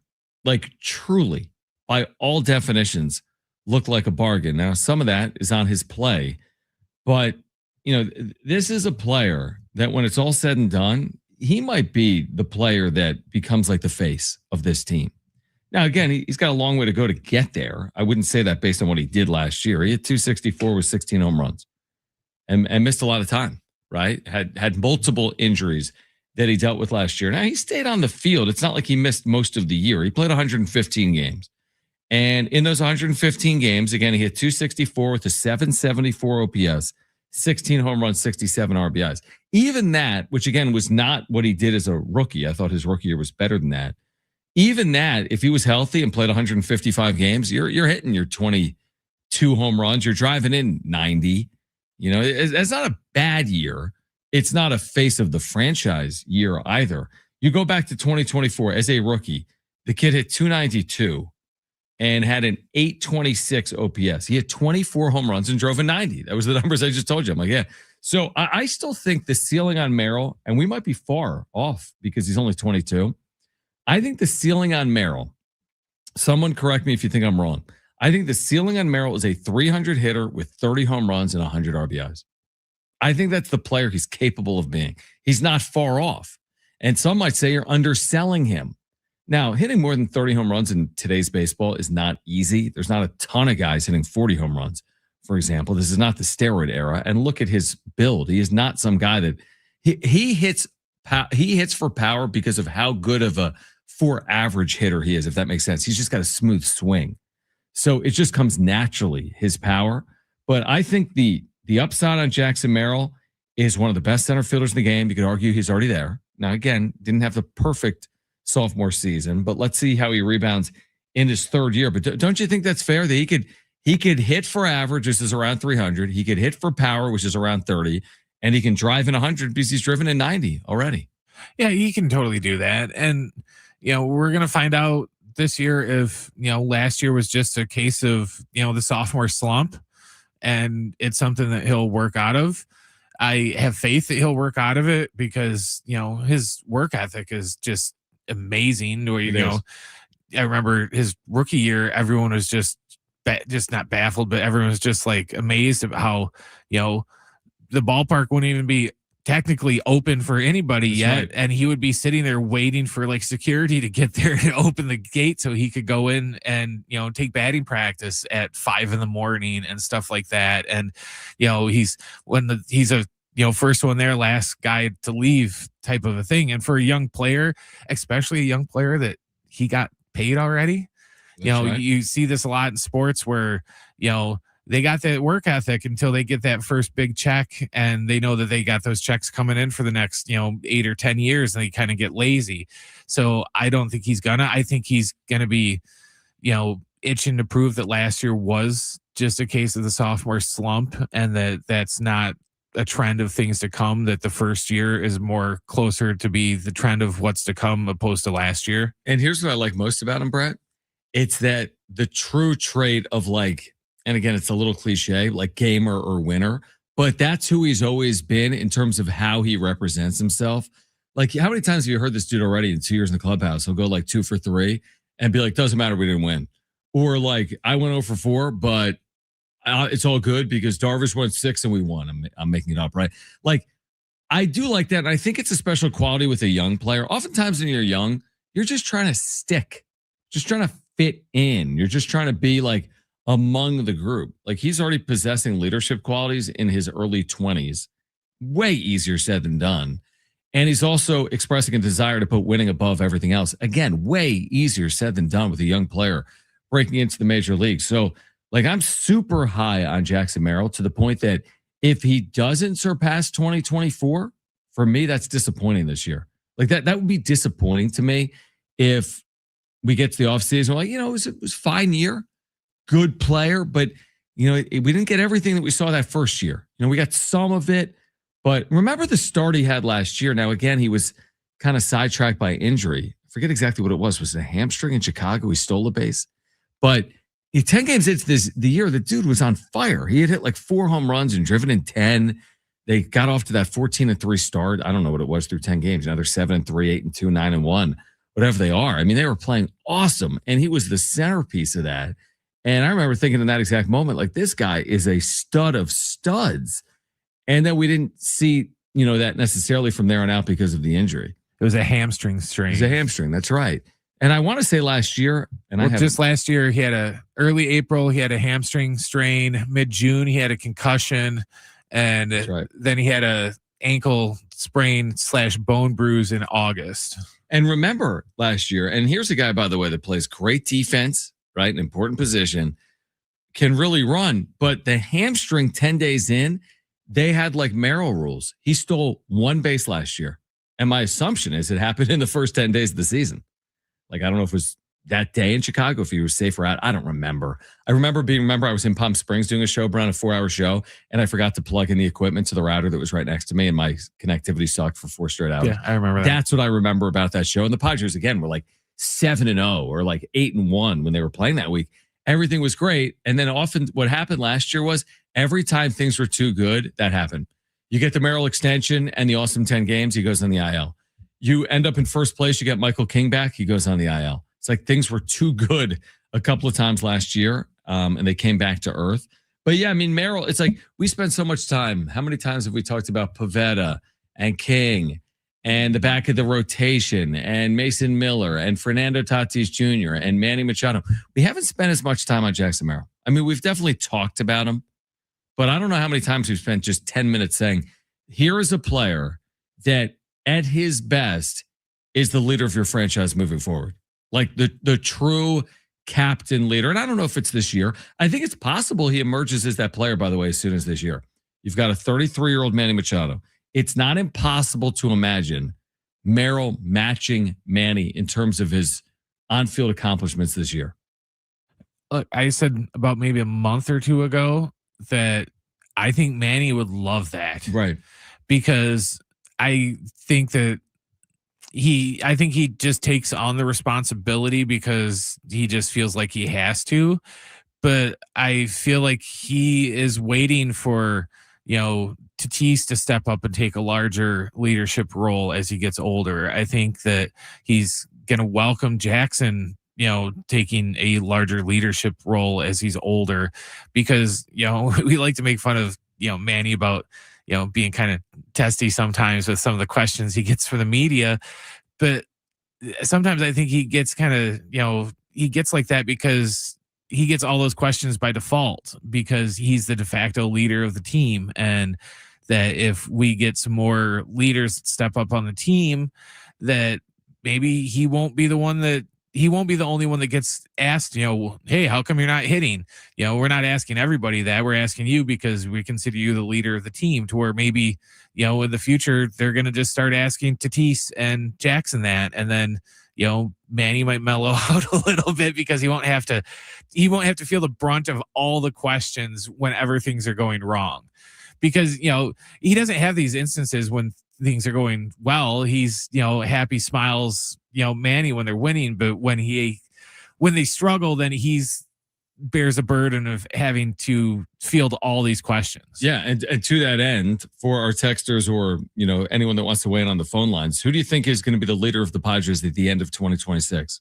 Who is that going to be? Is it Machado? Is it Tatis? Is it Merrill? Is it Musgrove? Is it Pavetta? 877-767-4760 or 70470. Start it with the word team. By the way, loyal listener David at Davey Sports 98 on social media saying Merrill didn't attempt to steal after getting concussed on a tag June 14th in a stolen base attempt in Arizona by Ketel Marte. Okay, so thank you, David. Appreciate that. All right, much more, including your texts and your phone calls. 877-767-4760, 70470. Start your message with the word team. This is San Diego Sports 760 live on the iHeartRadio app.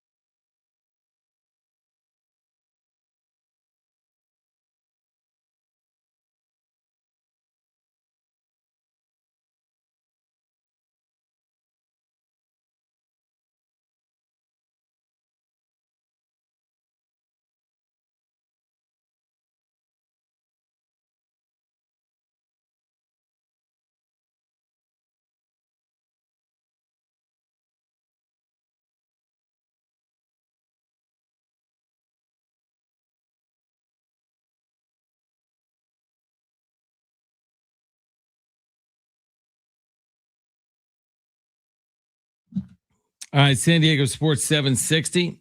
John Schaefer, Brent Sperry. Again, the text line is open. 70470. Start it with the word team. That's 70470. Start it with the word team. Padres had an event today introducing some of the new food items. You were talking about food items around baseball.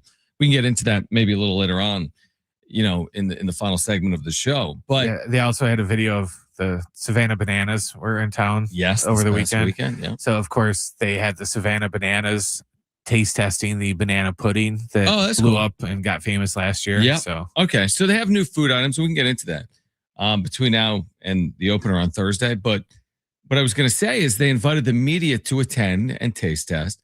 But what I found, I guess our invites got lost in the mail, guys. Huh? I think we actually had them. I don't know if we did or not. But here's the thing. Then the media was able to speak with like Eric Rubner, right? And I don't have the audio here, but I saw a clip earlier where he was asked about the City Connects.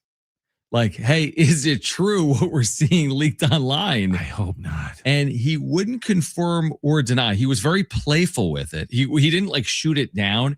He was playful. He said fans will be made aware when they'll be unveiled. And he would not confirm or deny that the multiple leaks were true or false. And I have seen multiple jerseys. And that one of them can't be right because there's a darker jersey with Dia de los Muertos patch. There's a white jersey that looks near identical, but it's just like white. It's like opposite colors.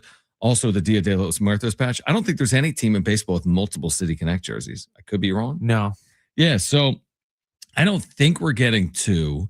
Is it possible? I guess what's crossed my mind over the last 24 hours since we've started talking about it is it possible it's an intentional dupe? That it's just not accurate what we're seeing online.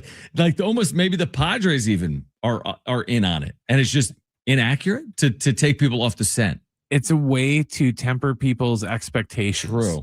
If this is true, and that's what happened, and they purposely leaked out a jersey that they knew everyone was going to hate and everyone was going to bitch and moan about, then yes, then would they come out and go, oh no, actually, here's our real jerseys.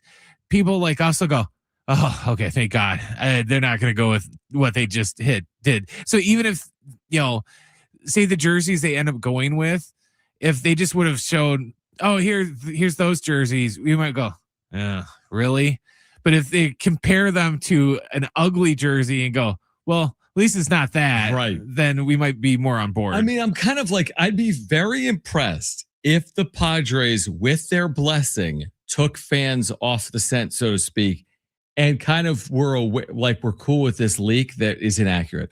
Because oftentimes what we found in sports, correct me if I'm wrong, most of the times leaks turn out to be accurate when it comes to jerseys and hats and color combinations. We saw SDFC before SDFC. We saw City Connect 1 before City Connect 1. You know what I mean? Like this is played out. This is a tale as old as time, especially in the social media era. But is it possible that what we're seeing isn't what we think we're seeing? Like, I don't know. I don't even know what to expect. I know it gets a lot of attention. We must have spent hours upon hours over the last 3 years on the first City Connects for the Padres. Did we not? And my guess is we'll spend a good amount of time on the next.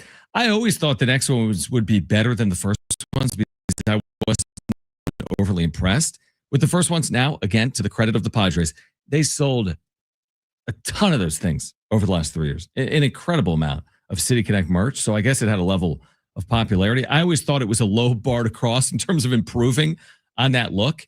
What we've seen that's leaked, that's out there, I think it's probably better than what they had, but I'm not overly impressed by it. I think it's a case of be careful what you wish for because you might just get it. We kind of complained about the now OG City Connect jerseys about how, they're just they're too loud and it doesn't really scream San Diego. And, the second generation of City Connects, just kind of tone it down a little bit. We said, not that much. If these are really the jerseys, they look like the kind of knockoff jersey that you would buy at like Target or Walmart, to where it's just like, it says Padres on it, but it's not a real Padres jersey. It's just like a knockoff. And that's kind of what it looked like. And it was just too plain. Interesting. That's what I thought anyways. I liked the patch on the sleeve, if that part of it is true. And that was always one of the rumors, was that it was going to have something to do with Dia de los Muertos, or I probably said that wrong, but you know what I mean. Yeah, It's Dia supposed de to los have Muertos. something to do with Day of the Dead. Yep. So, but once again, that could be another one of those things where they could have just thrown all this stuff into Chat GPT and could said, "Hey, make us a jersey," and then they just leaked it on their own to kind of either get people to start talking about the jerseys, whether good or bad, or like I said, maybe to temper people's expectations and go, "Oh, okay, yeah, this jersey is a lot better compared to the one we thought we were going to get." Yeah, it'll be interesting. And again, we'll know sooner rather than later. We'll know soon enough. We're not waiting months on this. We're probably waiting a week on this, and we'll find out what it looks like. They've done a good job keeping it tight-lipped too, with the exception of these leaks, but MLB The Show 26 came out last week, and it's not in there. The old City Connects are in there, but they didn't have the new ones in there, because I was like, oh, watch. I was like, they totally forgot about the show. I was like, I'm going to go through the uniforms, and there they are, but no, they didn't put them in there yet. It is, the 5 o'clock hour. We can discuss some of these new food items that will debut this weekend at Petco Park. I have them for you, and we can discuss those on the other side. Brent's back page is coming up in the final 30 minutes of the show as well. Text line is open, 70470. Start your message with the word team here until 6 on San Diego Sports 760 and live on the iHeartRadio app.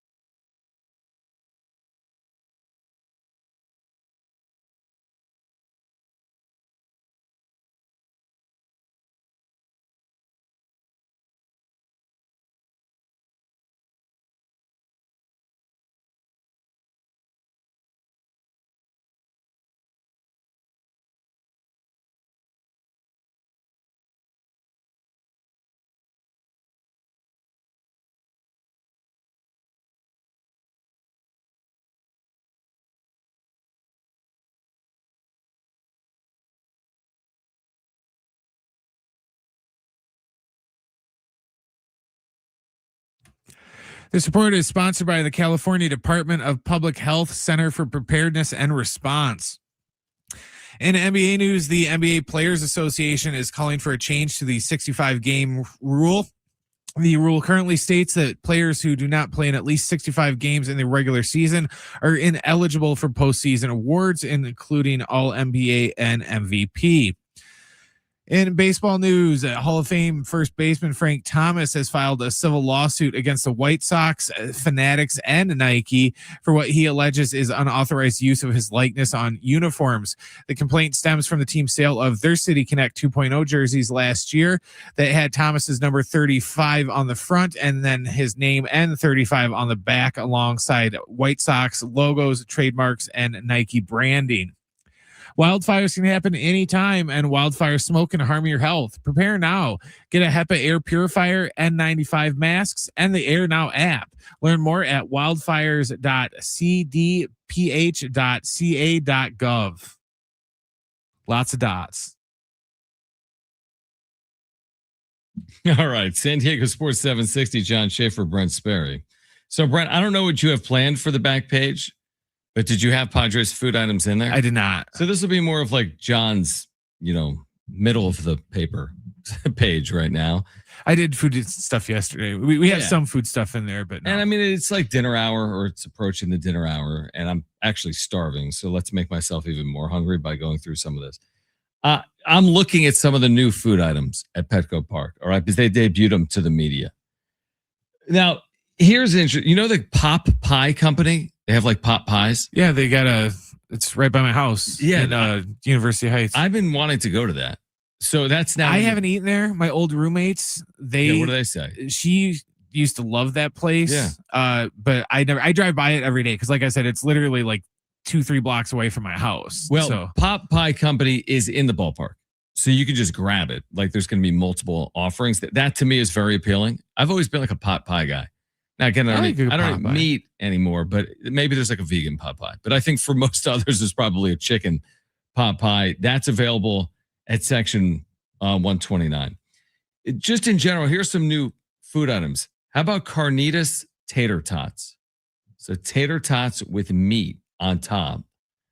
That is now available at Petco Park. And that does sound appealing to me. There's nothing better than a good tater tot, right? I mean, tater tots are good. And you put some toppings on that. I mean, come on. Not enough places give you tots. I would agree. That's why I always give Sonic props for like doing tater tots. I'm surprised more places don't do that. Yeah, because you're right. We're in a world where basically you're given fries. Yeah. Like you get fries, maybe you get chips at a sandwich place. Like you're getting fries, you're getting chips. You're right. In the fast food world, by and large, it's dominated by fries. Yeah. Right. So anyway, they got tots. How about the Bratwurst Smashy, which is a bratwurst smash patty, beer cheese sauce, peppers, onions, pickled mustard seed on a pretzel roll. I like how you put the extra emphasis on the A. You sound like you're from the Midwest. I wish I'm not, but okay. So we've got that. Now we've got new signature sandwiches from Gelati and Piccati. Okay. They look good. I'm not going to go through them, but they just look like good Italian sandwiches. Okay. This is interesting. Curry rice and curry buns from Curry House Coco Ichibanya. It looks good to me. Looks very good to me. They have something called the shortstop sandwich, Brent, which is braised beef short rib with aioli, served on a French roll with kettle chips. It looks very good. Oh yeah, I'm looking at that right now. You look at that? Yeah. They have a chili cheese dog. Need I say more? It's a chili cheese dog. And that's probably good. Here's where things are getting interesting, Brent. Cinnamon sugar pretzel bites. Can't go wrong, right? Like pretzel bites, but with cinnamon sugar. I like that. S'mores braided pretzel. So not just a braided pretzel, but like with a s'mores type topping to it. And then buffalo and blue cheese braided pretzel. I'm not a blue cheese guy. Are you a blue cheese guy? No, my sister was. These actually look incredible. Isn't blue cheese technically mold? Yeah, and I just don't like. I think you're right. I don't know. I don't like the taste of it. I just never. I can't remember what it tastes like. I just remember my sister was like big into it. That was like the only salad dressing that she would ever get. Gotcha. But and I think there's probably more food items that are probably introduced as well. But I mean, They had a some whole nice bunch of like corn additions. dog stuff. I saw. Have you seen anything else? If you've seen something else, I mean, but it's pretty good additions. Again, here's what I would say about food additions to a ballpark.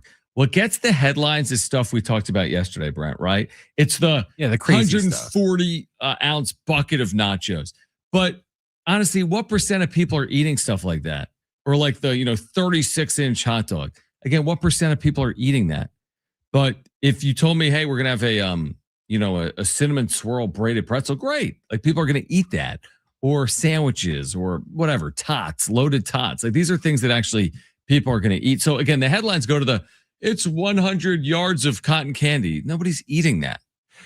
You brought up a good point of these are things that people are going to actually get and eat. They're not going to get, the 100-foot cotton candy just so they can take a picture to put it on the gram and then be like, okay, now I'm going to throw away this thing. Or, you see that a lot, like in the Midwest, they have that crazy thing with like Bloody Marys to where like every Bloody Mary now, like there's some in Wisconsin that like they literally, I'm not even joking, it comes with an entire rotisserie chicken on top of it with like trimmings and everything else all sticking out of a Bloody Mary. Nobody is actually eating the rotisserie chicken and all the other crap that's on it. They're just buying it so they can take a picture of it and go, oh, wow, look how crazy this is. At least the Padres stuff is practical. It's like you said, they're not going for some like cheap publicity thing of, hey, we're going to have a 200-foot hot dog that, is just stupid, but we know it'll get picked up by the press and it will get us in the papers. Because a lot of the teams that were doing like the wackier things, and I brought it up in the back page, they're teams that are going to struggle to win, 60, 70 games this year. So they kind of have to go sort of the minor league route with it to where we have to have wacky promotions and wacky food items to get people into the seats. Yeah, and that's not who the Padres don't need anything. Like they don't have to introduce new food items. To their credit, they do. I mean, Petco Park, let's be honest, has amazing offerings because a lot of times the offerings 15 years ago got people in the building, right? When it was 2014, that's how you got people in the building. You had your craft beers, you had your food offerings. Now it's just complimenting. It's a compliment for the people in the building because they're already going to be there. Well, and there's so many different things. Like when we were kids, you would go to the ballpark and your options were, in Wisconsin is a little different because you get brats or hot dogs. But your option essentially was hot dog, soda, Cracker Jacks, that's exactly right, and cotton candy. That was it. There was no, wacky, milkshakes with Kit Kats in them. There was none of this other stuff. There was no tri-tip nachos. There was no, that's a great point. Curry balls or what were the now things again, but this is what we talked about yesterday. Now tickets were $6. Yeah. It was a little bit of a different world. I mean, when we talked the other day about, hey, if in 1990s baseball, where if it was Qualcomm or wherever, and you had, $5 to $10 to $12 tickets, that also, by the way, included, to your point, maybe you were just getting hot dogs and chips, but the hot dogs also were like $2. Oh, yeah. And now it's like everything's a luxury item. Everything's the $10 or $20 item, which again, I get it. That's how the system kind of operates. There's a large, there's a lot of salary attached to Major League Baseball. Everything has changed. It's almost like people expect now a luxury experience because of what they're spending just to be in the building. Lots of it too is, don't mess with the classics. Every time I go to the Padres games, I get tri-tip nachos. Like it doesn't matter where we sit. We could be on the complete opposite end of Petco. You're going to go find it. I will walk all the way to the other side over because it's over by that little corner by the Hall of Fame thing over there. I will go all the way over there and walk 45 minutes just to go get tri-tip nachos because I think everyone has their thing that when they go there, they have to go get it. Completely. It's either that or like the garlic fries. Like I like the garlic fries too from those places. This is how we know that you and I are different. For me, it's Everbowl on the concourse. I walk by it and I always think about getting one, but I never do. There's never a line. It's always like me and a couple other people. I mean, I love it. I've always loved it. And there's other things there, but I'm with you. It's funny you say that like you get into a ballpark, you're like, I'm going to go find my staple. Like, I don't care if if I miss an inning or two. Again, by and large, people are there for the baseball, of course, and this team has been very good, as we've talked about, but you got to enjoy yourself too. I mean, this isn't game 2 of the World Series. Game 2 of the World Series, I'm not waiting in line for tri-tip nachos unless I'm getting there 2 hours early. If it's 5 p.m. for a 7 o'clock start or something. Game 2 of the season, live a little. Go get the new food items. Walk around the concourse. Miss an inning.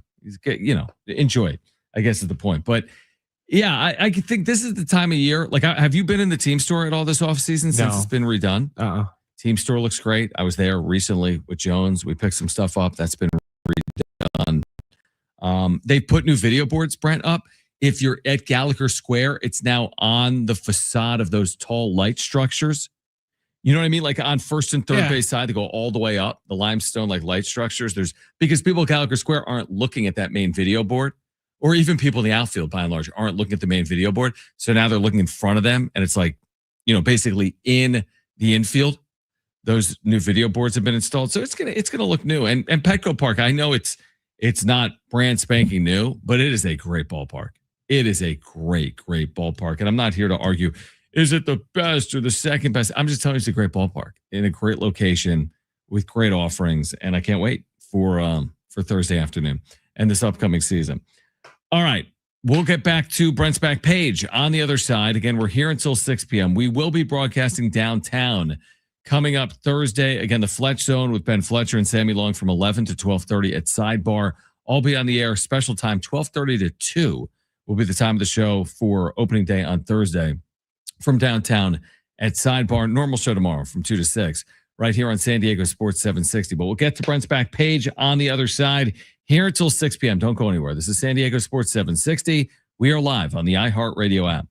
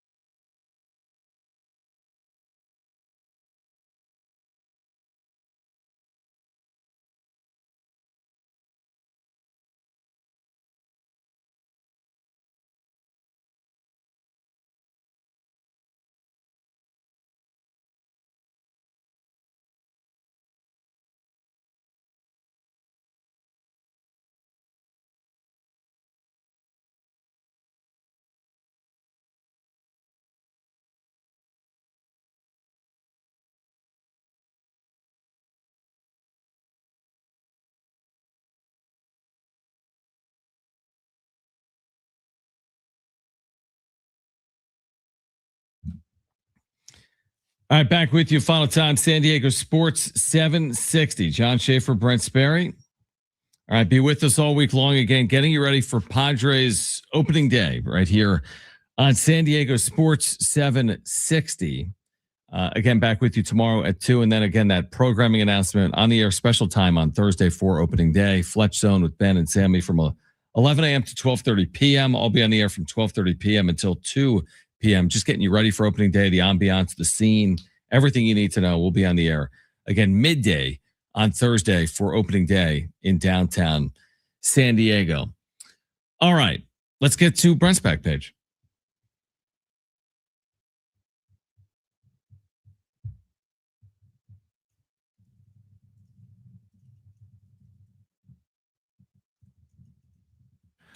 All right, we're gonna start with an auction story. An auction story. We haven't been doing too many auction stories in my incantation of the back page. Right. But there was a Cheeto. I don't know if it was flaming hot or just normal Cheeto, but there was a Cheeto that somebody thought it kind of looked like a Pokemon. Looked like a Charizard. Okay. Which, I think you know which one that is because that's the one that, right. they would always show you. But the Charizard shaped Cheeto set an all-time world record in the worst for, guess how much this Cheeto that looks like a Pokemon dragon costs or sold for at auction? $200. A little more than that. $87,840. What is wrong with people? That's why the person said it's an all-time record for the worst way to spend $87,840. Dude, imagine the things you can do if you are listing right now with $87,000.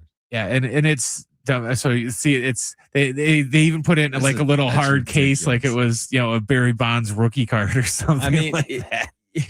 Even if I had unlimited money. No shot. With unlimited money, would I do it?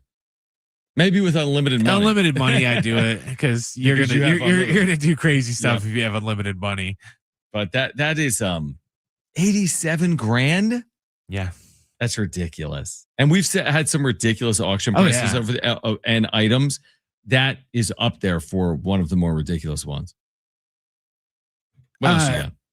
Do you get like Jones an Easter basket with like candy and stuff in it? Yeah. Okay. Would you get him a 10-pound chocolate bunny? Well, if I did, I would say we're not going to eat this in one sitting. Is that like the full size bunny and filled? It's not hollow. It's like the full chocolate. I'm not sure if it's filled, but Costco is selling a 10-pound chocolate Easter bunny for $140. $14 a pound for chocolate. And it is like so thick and dense from the size that they recommend but the only way you can eat it, you need a hammer because you're going to have to like chisel off, cut it with like a chunks. knife. Yeah. You're going to have to chisel off chunks of like the bunny's ear or something. Don't leave that thing in your car. Like if it's just 10 pounds of melted chocolate. Yeah, especially here. Don't go pick it up in a car that doesn't have air conditioning. The other thing is, how the hell are you going to get that home? Because look at the box. 10 pounds. Well, it'd be like, when you go to buy a TV, because the TV is always like a third of the size of the box that it comes in. So, if you just had to put the TV in the back of your car, you could get it home easily. But fitting the box in there is like same thing with this bunny you're saying. It's like it makes it look like it's 50 pounds. I did kind of make a joke to my one buddy. It's like it'd be kind of fun just to put it shotgun in your car and just drive in the carpool lane with a giant, chocolate bunny in there just to see what the cops say when they pull you over for it. Right, exactly. So a 10-pound bunny for $140 at Costco. That you need a hammer to eat. Do you think that's moving like hotcakes? Like, are they selling out of that because Easter's Easter and people just buy chocolate and they just buy bunny related items and it's Costco? I think it kind of goes with like the baseball food thing of it's just wacky, so people might buy it. I mean, how many are they going to carry at every store? It's not like they're going to have 1,000 of these per store. You know what I mean? Like if you put 8 of those out, are you going to move them over the course of a weekend? Yeah, probably. $140 though, Brent. Like that's kind of the opposite of why I go to Costco to spend $140 on a chocolate 10-pound bunny for Easter. Yeah, I was looking to see if I could find out if they're like actually selling those. I guess it has a name. They're calling it Pete the Bunny. So if you want to name your chocolate before you eat it, you can call him Pete. Okay. And then finally, we've been talking about it for 3 hours and 52 minutes. Opening day for baseball technically starts tomorrow, but everyone else starts on Thursday. Everyone that's got T-Mobile, our free MLB network is back again. They sent out the thing today for your T-Mobile Tuesday benefits. So if you are a T-Mobile customer, you can go on the T-Mobile app as of right now, and you can redeem your code for the free season of MLB TV.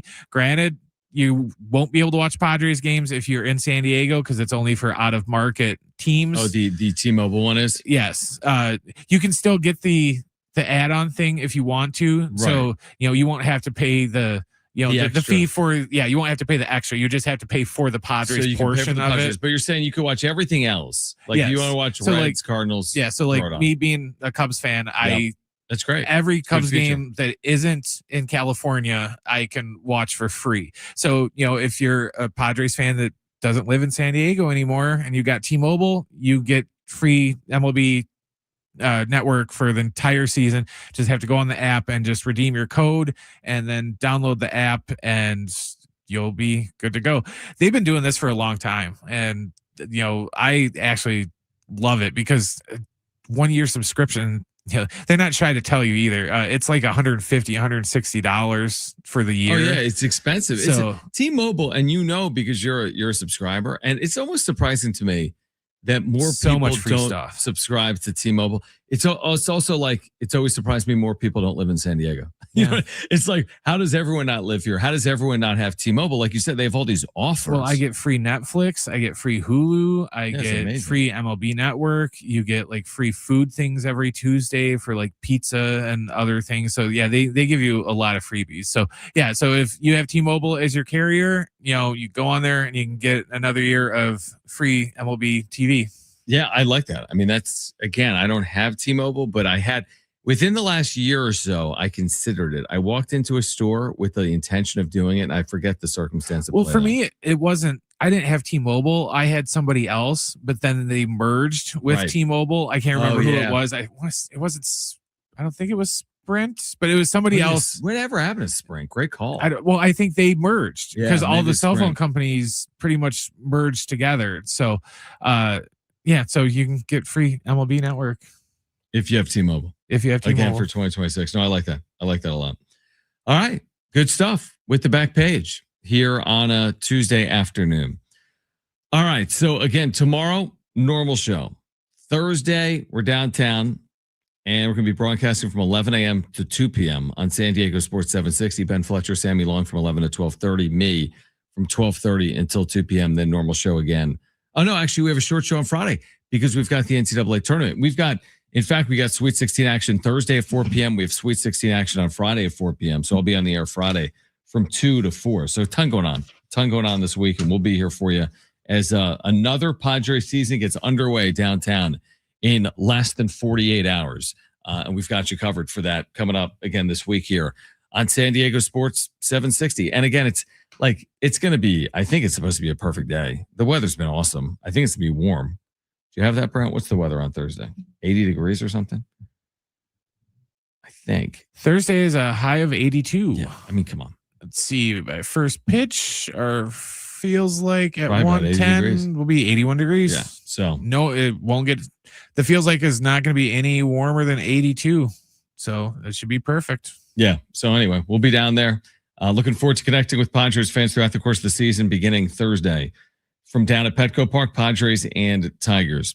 All right, back tomorrow at 2. If you missed anything today, you know where to go, sportssd.com or the iHeartRadio app or iTunes or TuneIn Radio or Spotify. And for Sammy Long, who was here earlier, and Brent, I'm John. Keep it here. This is San Diego Sports 760. We're live on the iHeartRadio app.